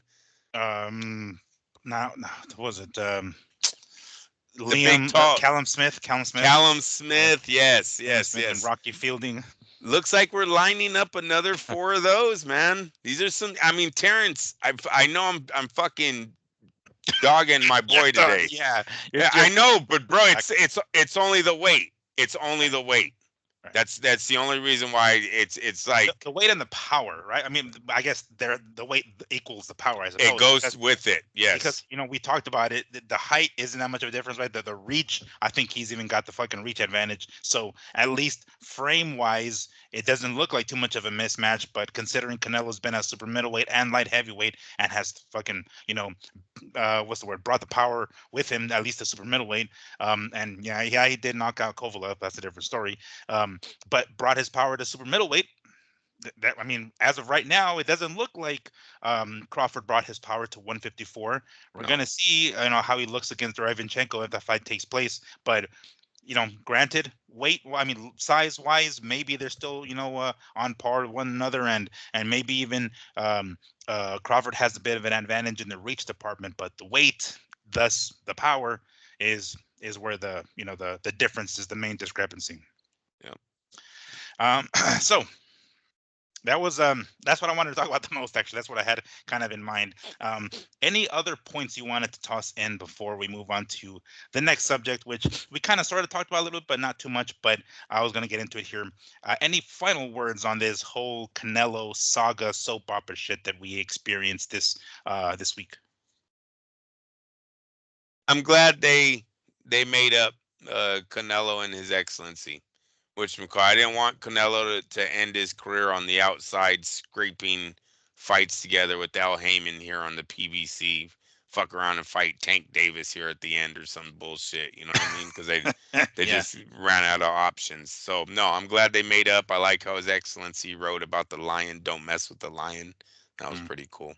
Yeah. So, um, and then the Benavides thing looks like it's coming together. Benavides been hanging on the outside, but it looks like he might have a opportunity here to get a huge fight with Jake Paul, and then move Mm. on to the Bivol winner, and then you will be ready to maybe dethrone the Lion.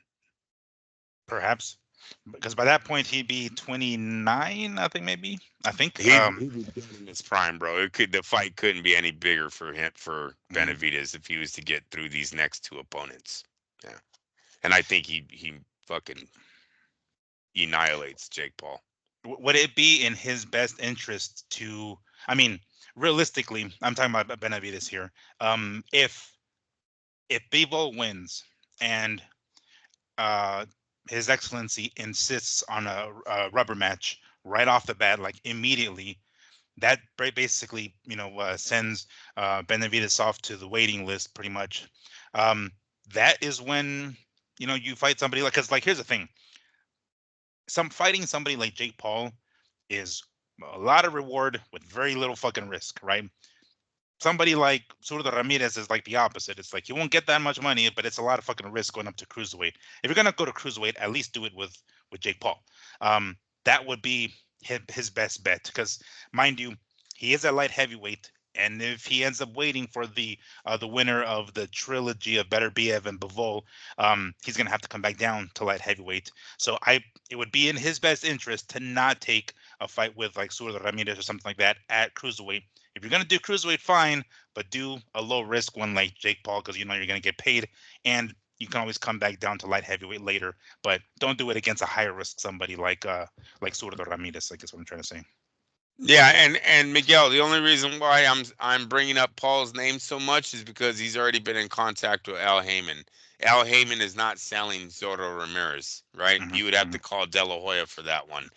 When Al realized Canelo had signed the 4-fight deal with His Excellency, you better believe he called Jake and was like, "I got another guy, I got this guy. Just think about this now. Hold on now. Yeah. See, he's fighting on Showtime. He's fighting on pay-per-view. He's fighting on Amazon Prime. He's pitching this fight because look, Jake, you're the biggest fighter in boxing, but you can't land an opponent. Who are you gonna go after now, dude? Mm-hmm. Right? I think the second biggest fight for him right now would be a David Benavidez matchup because David is in that same circle that Jake Paul kind of floats around in. All the PBC guys, all the Mayweather fan base, ex-fan, they all know who Jake Paul is, right? Sure. They all know who Benavidez. Well, they love Benavidez. Benavidez is loved. I mean, the last fight, Benavidez kind of looked like a star. Now, I know they haven't shown us the pay-per-view numbers yet, so we don't know Mm-hmm. what he did on that side. But the sold-out T-Mobile Arena was pretty impressive to me. So he has a fan base. There's a fight there to be made. It would make great money. I think them two on pay-per-view.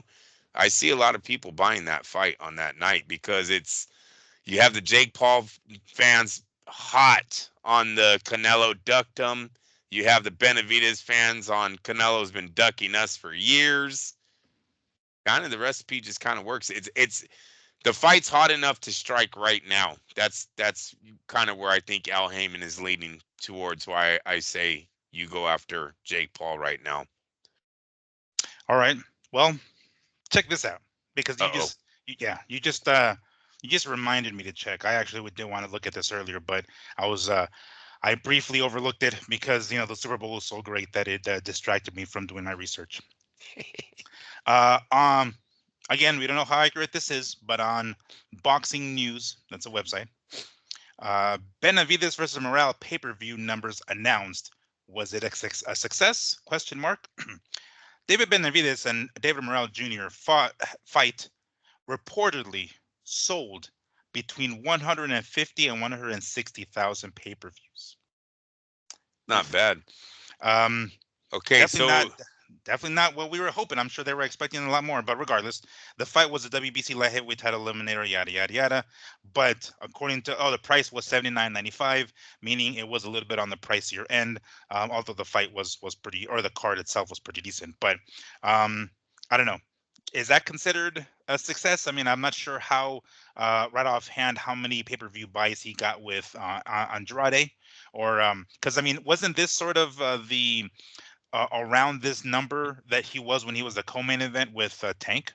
you said 160,000, right? I'm going to take the higher number. Yeah, it's between 150 and 160 it says, but let's just do the higher number, 160. I'll do 160 times that by $80 because it's 79.95 or whatever. Mm-hmm. You're looking at almost 13. You're looking at 12.8 million. Okay, that's pay-per-view. It was a sold-out arena. Let's hope they did maybe 8 million at the gate on a Mm-hmm. sold out. That's low balling, right? That's a decent price ticket. So 8 million. You add that with the 12, you're looking at 20, almost $21 million. Ballpark, you guys. It's all ballpark shit. But 21 million is not bad. It's not bad because we know that these two fighters didn't ask for that much money. I maybe um Benavidez is around 3 million, Mm-hmm. 2 million maybe with all the guarantees, pay-per-views and all that. Yeah.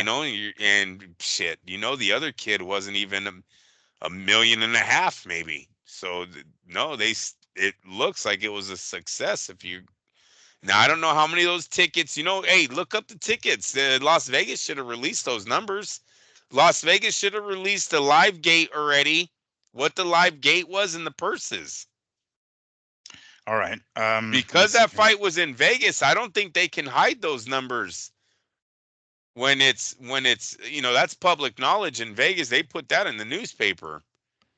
Wow. Well, one of them said that it was just undisclosed. One of the websites, Surprise Money. Let me see what some of these websites say, because this was February 1st, so I this was would go like to the shortly Las after. Vegas. Yeah, next time stay on the Las Vegas Review website, and they put a lot of their boxing news. Well, it'll be up, but there should have Mm. been the purses and the live gate. Yeah, that should be up on as soon for what that fight did. Either way, it looks like they was a success. I gotta say, 20 plus million dollars for them too is a success. Yeah, that's a good point. Let me see here, because they're giving a bunch of like older like Fights. previous fights. Let me see here. What the hell? Well, I mean, I don't know, but this again, this is before his fight. It says before Morel. Most recently, Benavidez secured a WBC interim light heavyweight title with a win over Alexander, whose name I cannot pronounce, for which his estimated purse was 8 million. Wow. Good lord. It was reasonable to assume that Benavidez will earn 5 million for fighting Morel. It's estimated that he'll earn about 5 million. However, this estimate does not account for pay-per-view revenue shares, which is considered both Benavidez and Morel to hold titles. Should be 50-50 split. Wow. If that's how much he got against his previous light heavyweight opponent, I don't know. I I'm not want to sure how say much. I don't believe it. Yeah, it's hard. It's hard to It's believe, right? hard I to mean, believe that that was an $8 million fight. yeah. Um, I mean, so if that was an $8 million fight, supposedly Canelo was offering him 5, was it? And he was willing to take it. I don't know. yeah, and no pay-per-view Yeah, guarantees, none of that. Yeah, like bullshit. I call bullshit on that yeah. I because even I you would just keep fighting those fighters for 8 million. well, he is a PBC guy. I mean, that's what PBC motherfuckers do, right? I mean, that's That's what I'm kind of stuff. saying. Yeah, Yeah. you just keep doing the tank, the Floyd Mayweather blueprint. Yeah, exactly. That's a Floyd blueprint. Yeah, I don't know. Everything I'm showing, like when I'm trying to look up like live gate or just gate, it isn't giving me like ESPN. I'm going to ESPN even, and my computer isn't giving any specifics or anything like that. So I don't know. I guess that isn't. And mind you, the other one, the pay per view buys is just an estimation according to what this says here. But I mean, we're 1 week removed from the fight, so we should have numbers by now. I'll see if I can find it like anywhere else, but as of right now, I can't seem to find a website that's reporting it. But anyway, does that change things? The 150, 160, or was they on the high end 160 pay per view buys? Is that substantial enough? Like for it to be like, okay, yeah, Benavidez is a star. It will be if his live gate is up there too. Like I said, if he brought in 20 million, definitely a star. Definitely a star. Yeah. Not too many boxers are bringing in $20 million fights. And, Morel was good. He was undefeated, but he was not the star of that card. Hmm. It was Right. Benavidez. So, no, that's a big move. Definitely something Jake and him could talk about. Now him and Al Heyman could run numbers with that, right? Sold out Yeah. arena, 160,000 pay-per-view buys. Well, on that subject, because we were briefly talking about it and we kind of went back and forth a little bit, but Beterbiev and Bivol, right? That's going to be a week from, so 2 weeks, so a week from this weekend coming up. Still got 2 weeks for that. Um, so as of right now, we know that the card is going to be pretty damn solid, right? It's going to be Madrimov and Ortiz Jr., and then who else was it? Schofield and Shakur. Um, who else? There was somebody else. There was a co-main event in there that I'm sure I'm forgetting. But anyway, It's gonna be a pretty solid card. It was recently disclosed / reported that, of course, we kind of figured this fight was going to be on pay-per-view, right? Because it is a pretty solid card. There's a certain name that they're using, like Day of Reckoning. I forget what the hell the actual, title is that they're choosing for this particular pay-per-view. But it is going to be on DAZN pay-per-view, and according to what Mr. One Turkey Al Sheikh said, the final pay-per-view costs are yet to be confirmed, but are expected to be no more than 19.99 pounds, that's UK, and 25.99 US dollars for the rest of the world, as a matter of fact. So, all right, 25.99, $26. That's going to be a pretty stacked card for $26. Definitely worth more than if this card was $80 and not that Benavides fucking card, I would still probably pay $80 for this fucking card because of how stacked it is. So oh yeah, and then Dubois, I'm just reading right here. So Dubois and Parker also, Daniel Dubois and Joseph Parker. That's gonna be the co-main event. That's a stacked ass card. $26. It's not bad, huh? Not bad at all. No, it's not. It's that's a great price for that card. My fear is that the casuals don't know about it, and how are we gonna sell DAZN for them? His Excellency's been doing a big push on selling the Ring magazine. That's all I see. Ring magazine this, Ring magazine that. What about how are you gonna sell pay-per-views if no one knows about DAZN? He's got to start pumping that out there soon, right? Because don't you need a subscription to DAZN to get the pay-per-view? Or can you just download DAZN and get the pay-per-view? I don't know, but I have to think that you don't need a subscription, because if you think about it, a subscription is on its own $20, well, US dollars. If somebody has to pay that and then still an additional $25 for the pay-per-view, that 40, 30, $50, I don't think if they're going to want to pay that. I mean, the casuals, I'm saying. So yeah, something tells me that I don't think they'll do that. I want to say you might be able to just pay the pay-per-view without actually well, how the hell would you fucking watch it then? I mean, I guess you would download the app, of course, but I guess how do you get in? Yeah, that's what I'm saying. How do you get in? They would have to sell it like a pay-per-view feed where you just go to DAZN and somehow they link it to your house without you having a subscription. But if you need a subscription, you guys, they're not doing a great job of selling the platform. He needs to get on top of that. Because to be honest with you, I gotta also put out there, if there is thank you, babe. If there is something that says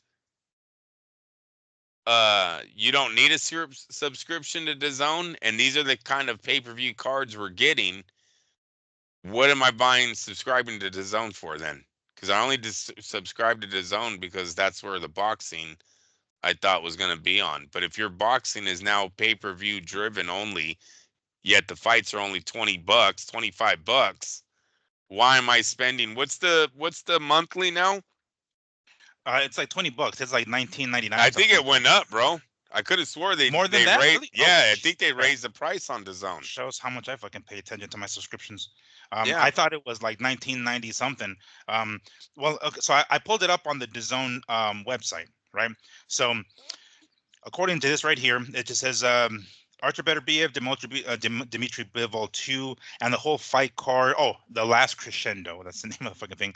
Will be available through DAZN pay-per-view. Pay-per-view is available now. Yada yada yada. Watch. Yes, I know tablets. Yada yada yada. Typically, Riyadh season begins around. Yeah, see, it doesn't specify. It just says the whole card is set to be live on DAZN pay-per-view. Because it doesn't specify that you need to already have a subscription or you need to actually get one to I have to assume you log in, you create an account, of course, you log in. But it's weird because like you have to pay for the subscription. So how do you log in? To log in, yeah. I hear what you're saying. To create an account to begin with, it's not like, because they don't. I mean, I could be wrong, but I don't think they show free shit on DAZN. You have to have a subscription to be able to watch whatever competitive darts or bowling or whatever the fuck they actually have on that channel. That's not boxing. I don't think you can create an account without actually, signing up, Subscribing. having the subscription. Yeah. Maybe you can. I don't know. I mean, if anybody knows, when who's watching, by all means, leave it in the fucking comment section, because I legit don't know. That's a good one. I mean, none of what I'm reading is saying that you have to have an account. I'm just not entirely sure how it will work if you don't have one. I mean, a Yeah, because subscription. when you go to the zone without being logged in, it literally tells you have to log in. That's like the only thing you see when you go to the zone without being logged in. Is it says to log in. So yeah, who knows? Um, but yeah, that's what I was thinking about. Yeah, it's a great price, but I mean, are we supposed to be the salesmen? We start telling all of our family to go subscribe to the zone or look for the pay-per-view on the zone. Um, And we're two that weeks away. yeah, We're still 2 weeks away. How much marketing are they going to have to do in 2 fucking weeks to be able to up those numbers to have people call in to, or whatever, order on pay-per-view? order on pay-per-view. Yeah. So about the card, I wanted to pull it up here because I forgot, right? So Beterbiev and Bivol, right? Undisputed light heavyweight championship. We already talked about that. Daniel Dubois and Joseph Parker for Dubois' IBF title. Shakur Stevenson versus Floyd Schofield for Stevenson WBC title. Carlos Adames against that Hamza Sharice dude, the one that they're Okay. potentially fighting Canelo down the line. He's fighting Carlos Adames. Now For is that Adames, for? Yeah, is that for a title? yeah, it's a WBC middleweight title. So middleweights. And then Virgil Ortiz taking on Israel Madrimov for Ortiz interim WBC belt. And then that Zhali Zhang, the humongous Chinese dude, against Ajit. I can't pronounce that guy's name. But then a couple of Callum Smiths on the card against Joshua Buatsi. Solid fucking card. $25, $26, definitely not bad at all. And of course, it's going to be over there. So that means that here in the US is going to be early in the morning. Let's see here. It says 10 to 11 a.m. Pacific Standard Time is when the card starts. So it's going to be an early pay-per-view card for us West Coasters. So make sure to order. I guess they are depending on us to fucking make sure to order. Call your local. Back when I was a kid, Kind of and it was like, sad. yeah, They're it was they're they're huh? really good. They're really gonna show us our numbers here. Miguel, that's a good enough card. You can't be a cheap skate on this one and stream a $25 card that's stacked this big. Right. We have to show His Excellency that America still likes boxing with this type of card at $25. Oh, it's gonna be so disappointing if we don't break 100,000 buys, dude. Because Well, I mean, you've said it before. Nobody here knows better Biev. I I mean, know Bivol maybe. I'm talking about diehards though. Like every diehard Mm, should be at their house Saturday morning buying this fight. If you loved boxing, this is a fight card that should bring you back to the good old days, right? Where every fight's competitive, you mhm. know, um, just It's good a stat. action, entertainment. Yeah, yeah. No, I mean, it's a stat card, really. You know what I'm saying? Like, it's every fight here can be its own main event, like on the Zone or ESPN Plus. Even on itself, like in and of itself, you can do that with every one of these fucking fights. But I mean, $26, that's not bad at all. But It's not bad. goddamn, it's like, but like you And it's said, a at Saturday least 10 morning. plus. Yeah, It's a Saturday morning, so hopefully guys are just at home chilling. right. Ah, it's I mean, gonna suck, man. think about it this way. So, I mean, I rarely go out on Saturday nights because there's always fights on. Not that I would necessarily, even if there weren't fights on, because I'm not really a party person. I will go out every so often. But it certainly helps if I had plans that weekend, that Saturday night, and the fight is in the morning. Yeah, that would be fucking great. So I can get the fights out of the way early in the day and then go party at night. For fight fans, that's not a bad deal. You know what I'm saying? I mean, there are times where there are more than one card on the same day, like for me, like a UFC card, and I get to watch boxing in the morning and then UFC at night, so I ain't got to be flipping flopping back in channels, right? That's not a bad deal. Or if you have plans later that day, you can still meet those plans. You can still go out or whatever the hell, and you can catch the boxing in the morning. Um, yeah, maybe you don't have to wake up that early if you don't want to catch the early bout cards, but every fucking fight on here is gonna be pretty damn solid, so you might want to wake up anyway. Chances are you're going to be home, right? I mean, Saturday morning, I have to assume you would be. And for $26, I don't know. Let's hope so, because I mean, like we mentioned, Beterbiev and Bivol, they're not exactly household names for us. I mean, again, we are talking about the hardcore fan, right? So we should know who these guys are, and we should be paying $26 for something like this. I mean, this is an $80 card. This is what was charged for Yeah, Benavidez and back in Morales. the This day. was definitely Yeah. the kind of card you would pay. Granted, it's not in the at night, but regardless. Miguel, Uh, we just paid $80 for fucking Morel and Benavidez. Now it was a great. It turned out to be a great fight. Morel took his punches, delivered punches, give him his props, but he was not Beterbiev Bivol, right? These are two of the world class, best of the best, both champions. Like come on, this is the one we should be laying down the money for. It's gonna be interesting to see what the buy rate is on this for it being so reasonably priced and really got no competition. Football's over, mhm. right? Super Bowl's done. Saturday morning's all yours. Yeah, exactly. It's like, look, guys, we know eggs are expensive. Don't go buy eggs. Watch the fights, please. This is the best way. It's like, oh shit, what the fuck? I gotta go buy expensive as eggs. No, you don't have to go buy them. You can just order pay-per-view and stay home. You can have oatmeal, homies. You can have something else. You can have just bacon by itself. You don't fuck eggs at this point. You can spend the $25 a lot better on a pay-per-view on a design pay-per-view. God damn it. See, look at it. Start talking about the economy, and my fucking camera starts acting up. Um, all right. So moving on the subject of money, of course, one Teofimo Lopez has decided to kind of maybe expose himself a little bit, huh?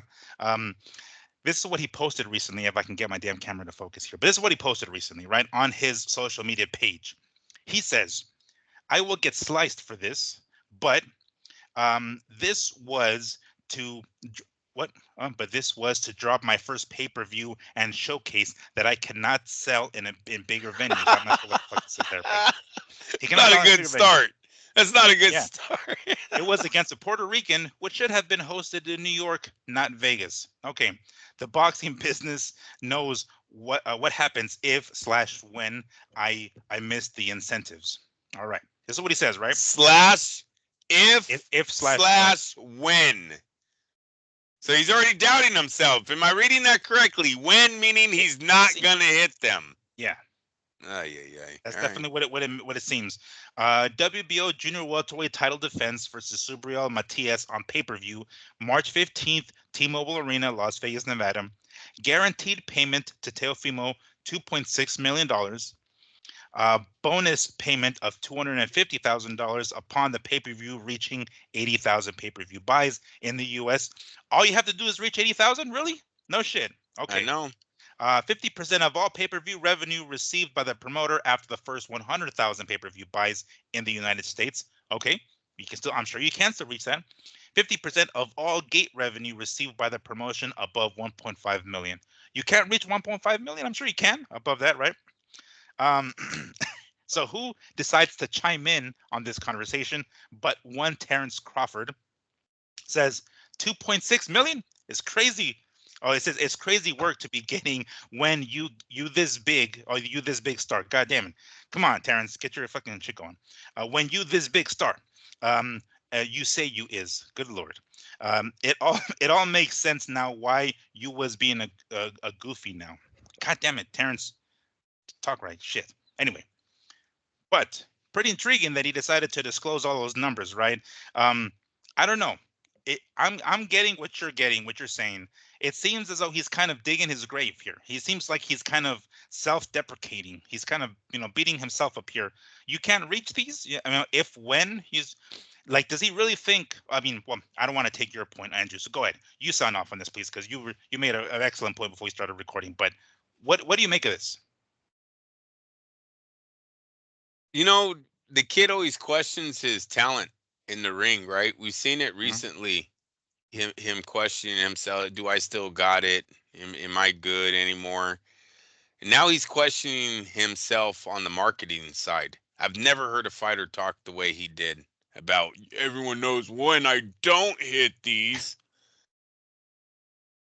Teofimo Lopez is 21, 1 and 13. He's won what, 6 world titles? How many world titles does this guy have? I mean, he was undisputed at 135, so there's four. Four, right? As a matter of fact, five. We want to include the ring because that's five. He moved up to 140, got the ring there. That's six. He was a WBO champion. I think still currently WBO champion. So seven. I'm at seven at the tally right now. 7 world titles. We'll go with that. He beat two of the best fighters in the world in Vasily Lomachenko and Josh Taylor. Both of these men are not American. They were considered the best of their divisions, Mhm. meaning you're a global fighter. You've beaten the best around the world. No confidence in his own fan base. He's got no confidence that people wouldn't come to Las Vegas and see him. And I got to agree with you. Those numbers weren't really that staggering. I didn't Mhm. see where Top Rank was trying to stick it to him. Yeah, it's I don't know, man. Lopez is a weird dude. The way he talks, the racism he was throwing out the other day or last few months. Then they try to give him a big fight. He doesn't want the big fight, pulls out of it, claiming that they're doing him dirty when these numbers don't sound like it was a company doing him dirty at all.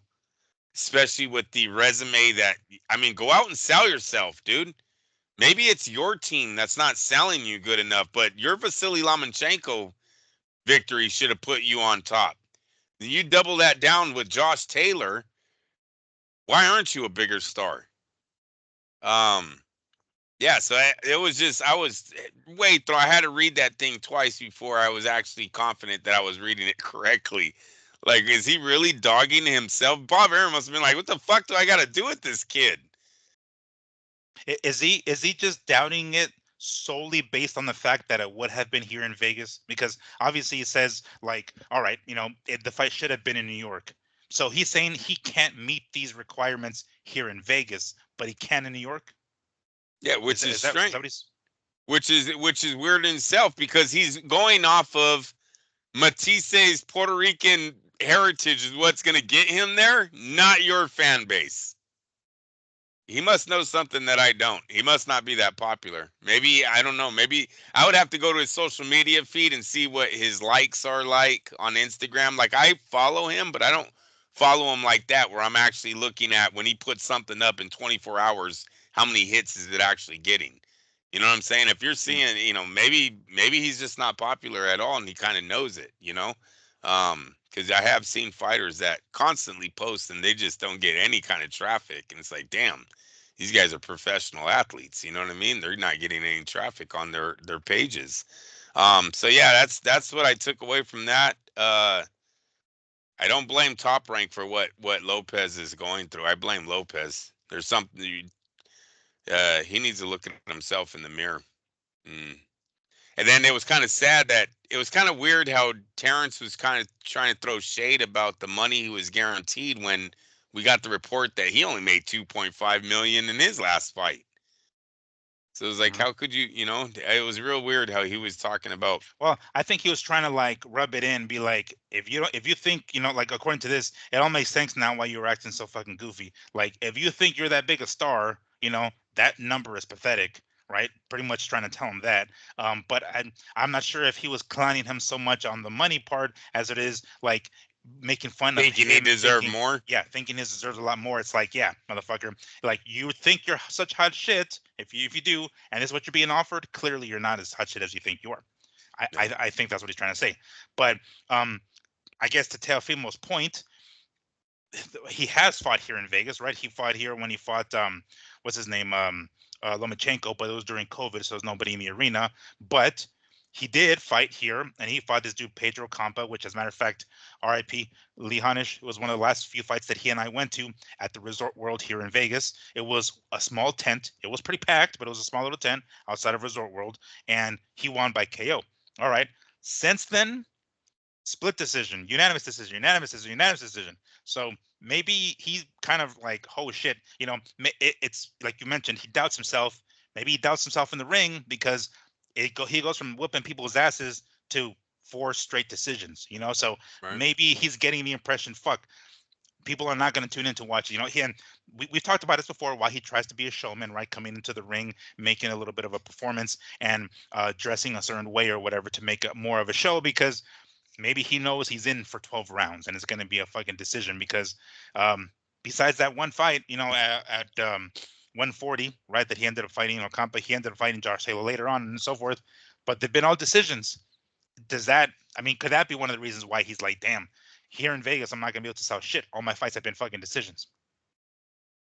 No, Miguel, because he's been a champion for a while. I would think his fan base is solid already. Like, what more does Lopez need? A win over Haney is going to make him bigger than a win over Vasily did at lightweight, right? That put him on the pound for pound list. A win over Josh Taylor. It's just, yeah, maybe a win over Ryan Garcia, which I find hella weird, is what's going to catapult him to being a household name. I thought Lopez is a household name. He's fought on pay-per-view. He's fought on ESPN. He's done major numbers for ESPN. Has he been on pay-per-view? I don't think he has been on pay-per-view, has he? The Lomachenko. Oh no, that was ESPN. Regular The ESPN. Lomachenko. I think, yeah, I'm almost certain. No, that's not ESPN.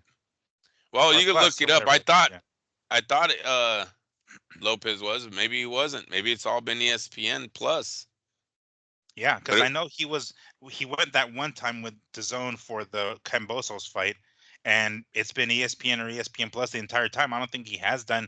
This would have been his first one with Matias in Vegas. I want to say that would have been his first pay-per-view.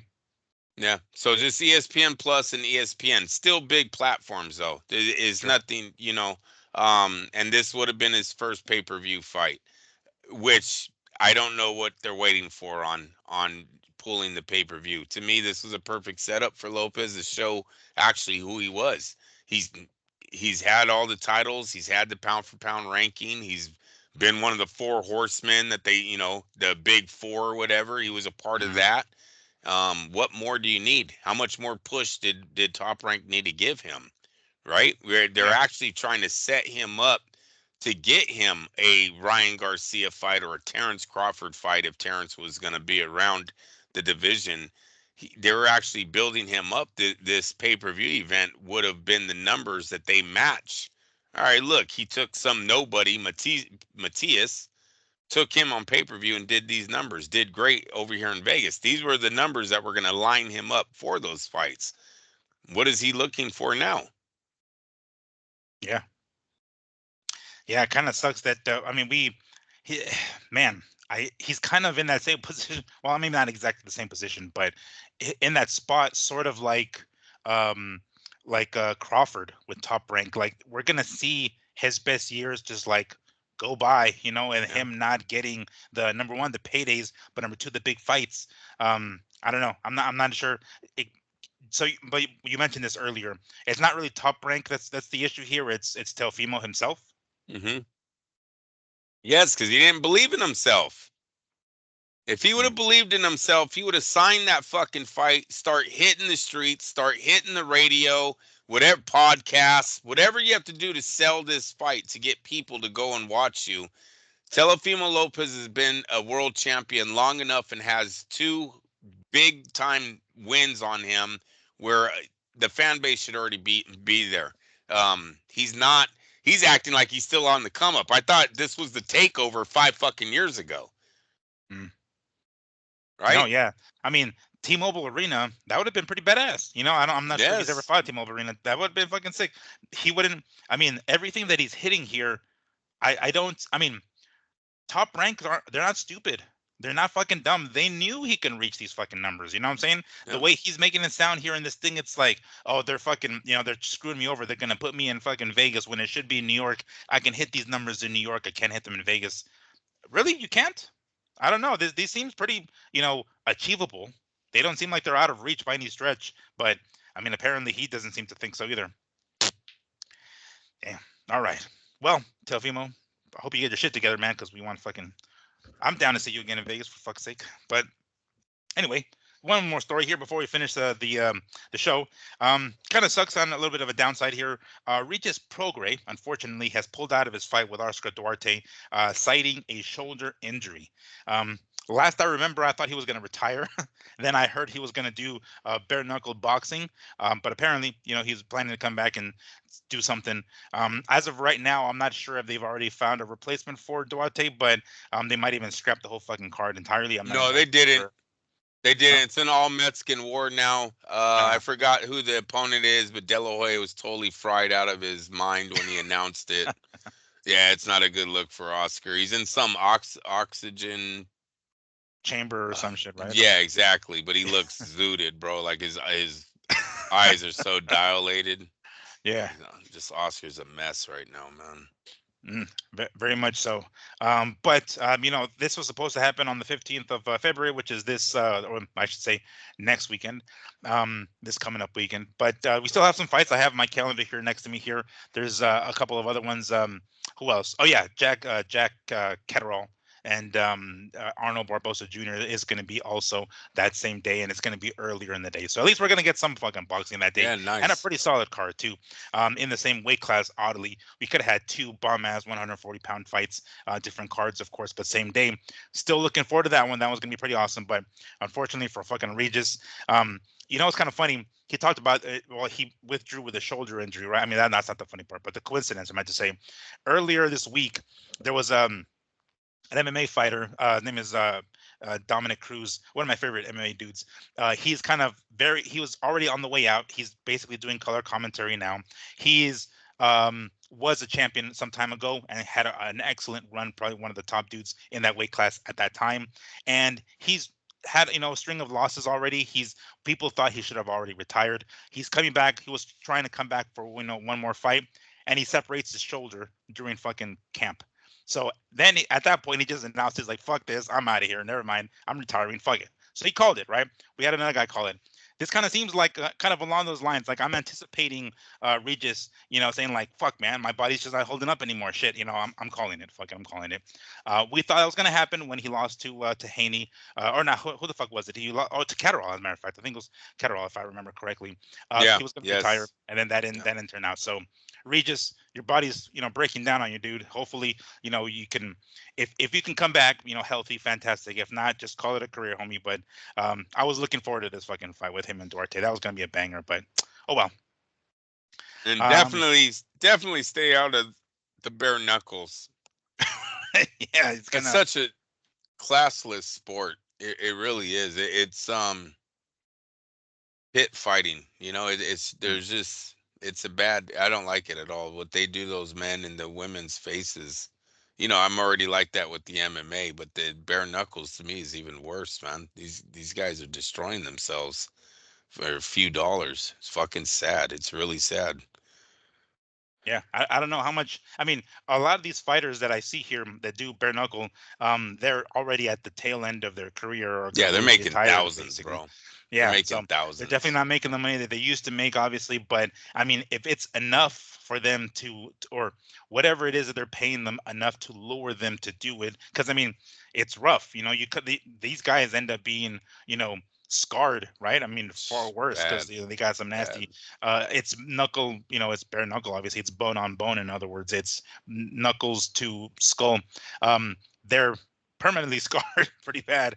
I certainly hope that I mean, clearly they think it's worth it for however much money they get paid. But yeah, Regis, please don't make things fucking much worse for yourself.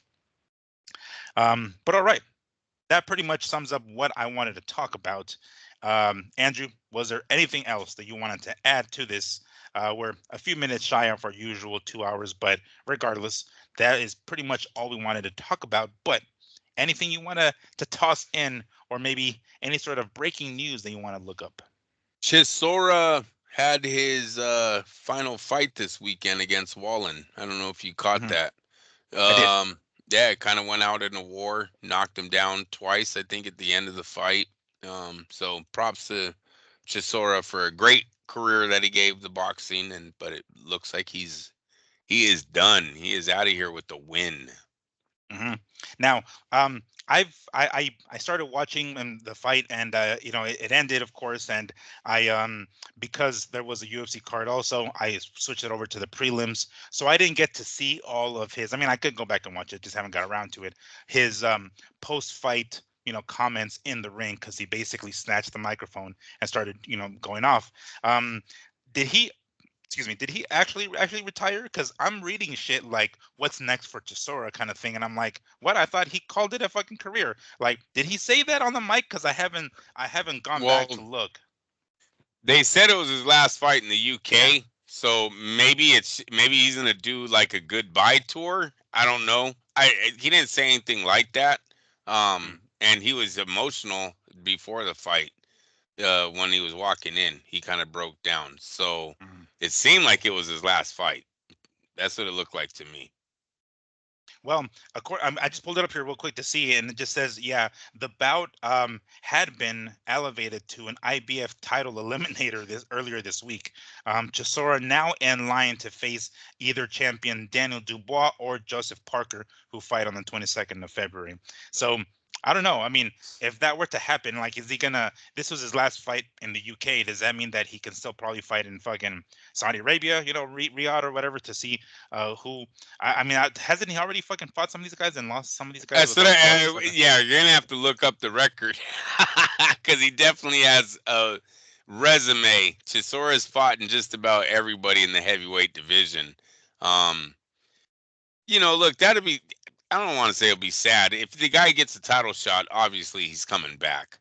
Mm, But if the title shot don't come, no, I think this was a great way to end your career. Because it was a Chisora like fight. They threw down, he knocked him hmm down. So it's a good way to end it. Hopefully that's how it ends because it sounds like Parker and Dubois, that would not be a good ending for him. No, I mean, according to this, he's already lost to Parker twice. So I don't think he's. Well, yeah, he beat Joe Joyce, which is kind of a shocker, but he beat him. He lost to Tyson Fury. Lost to Usyk. Usyk's beaten him. He's lost to Dillian White. He's had a couple of fights with him. So yeah, I mean, in this sport or in combat sports in general, oftentimes you get retired. It's not you that chooses to go out on your terms, and let alone on top. So the fact that he was able to get this fight in the UK and come out with a victory, and it wasn't like it was. I mean, yeah, he got tired as fuck, and he was basically just swinging for the fences. But he dropped Wallin right a couple of times. I want to say one time pretty dramatically when he fucking had him stumbling across the ring and sat him on his ass. That's a pretty that's a good way to end the career on a high note. Not Yeah. just a victory, but a victory in that fashion. Just call it a day, man. I'm sure you got nice Especially payday. Fuck. especially because of that resume, right? A lot Yeah. of his fights are losses against the good guys. At least Wallen has somewhat of a name. You could pop that in with your grandkids. Look, this is my Rocky finish, right? This is my Yeah. last fight. So yeah, definitely hope that was he does not go for the title run because that's just a cashing checks. They're just hmm he still sold a good penny over there, man. The crowd was packed. So he is loved. He's definitely their Arturo Gotti. That's definitely their Arturo Gotti, man. Yeah. Yeah. Very true. All right. Well, thank you, y'all, for joining us on this Super Bowl Sunday. That I'm sure we'll be hearing much more Wasn't about too throughout the super. week. It wasn't. Yeah, it wasn't. It was the bowl. It was the bowl Sunday. We can call it that. But we will be back next week, as always, because there's gonna be some fights this weekend, of course, and we'll definitely talk about them, which we talked about earlier. But we'll definitely get back here on this Sunday evening. Enjoy the rest of your evening. I hope for the most part you enjoyed your Super Bowl. We fuck sure as hell didn't, because we damn near didn't do the show until we realized how boring it fucking was. But anyway, thank you once more for joining us. We will see you guys next week. Enjoy the rest of your weekend. Peace. Late.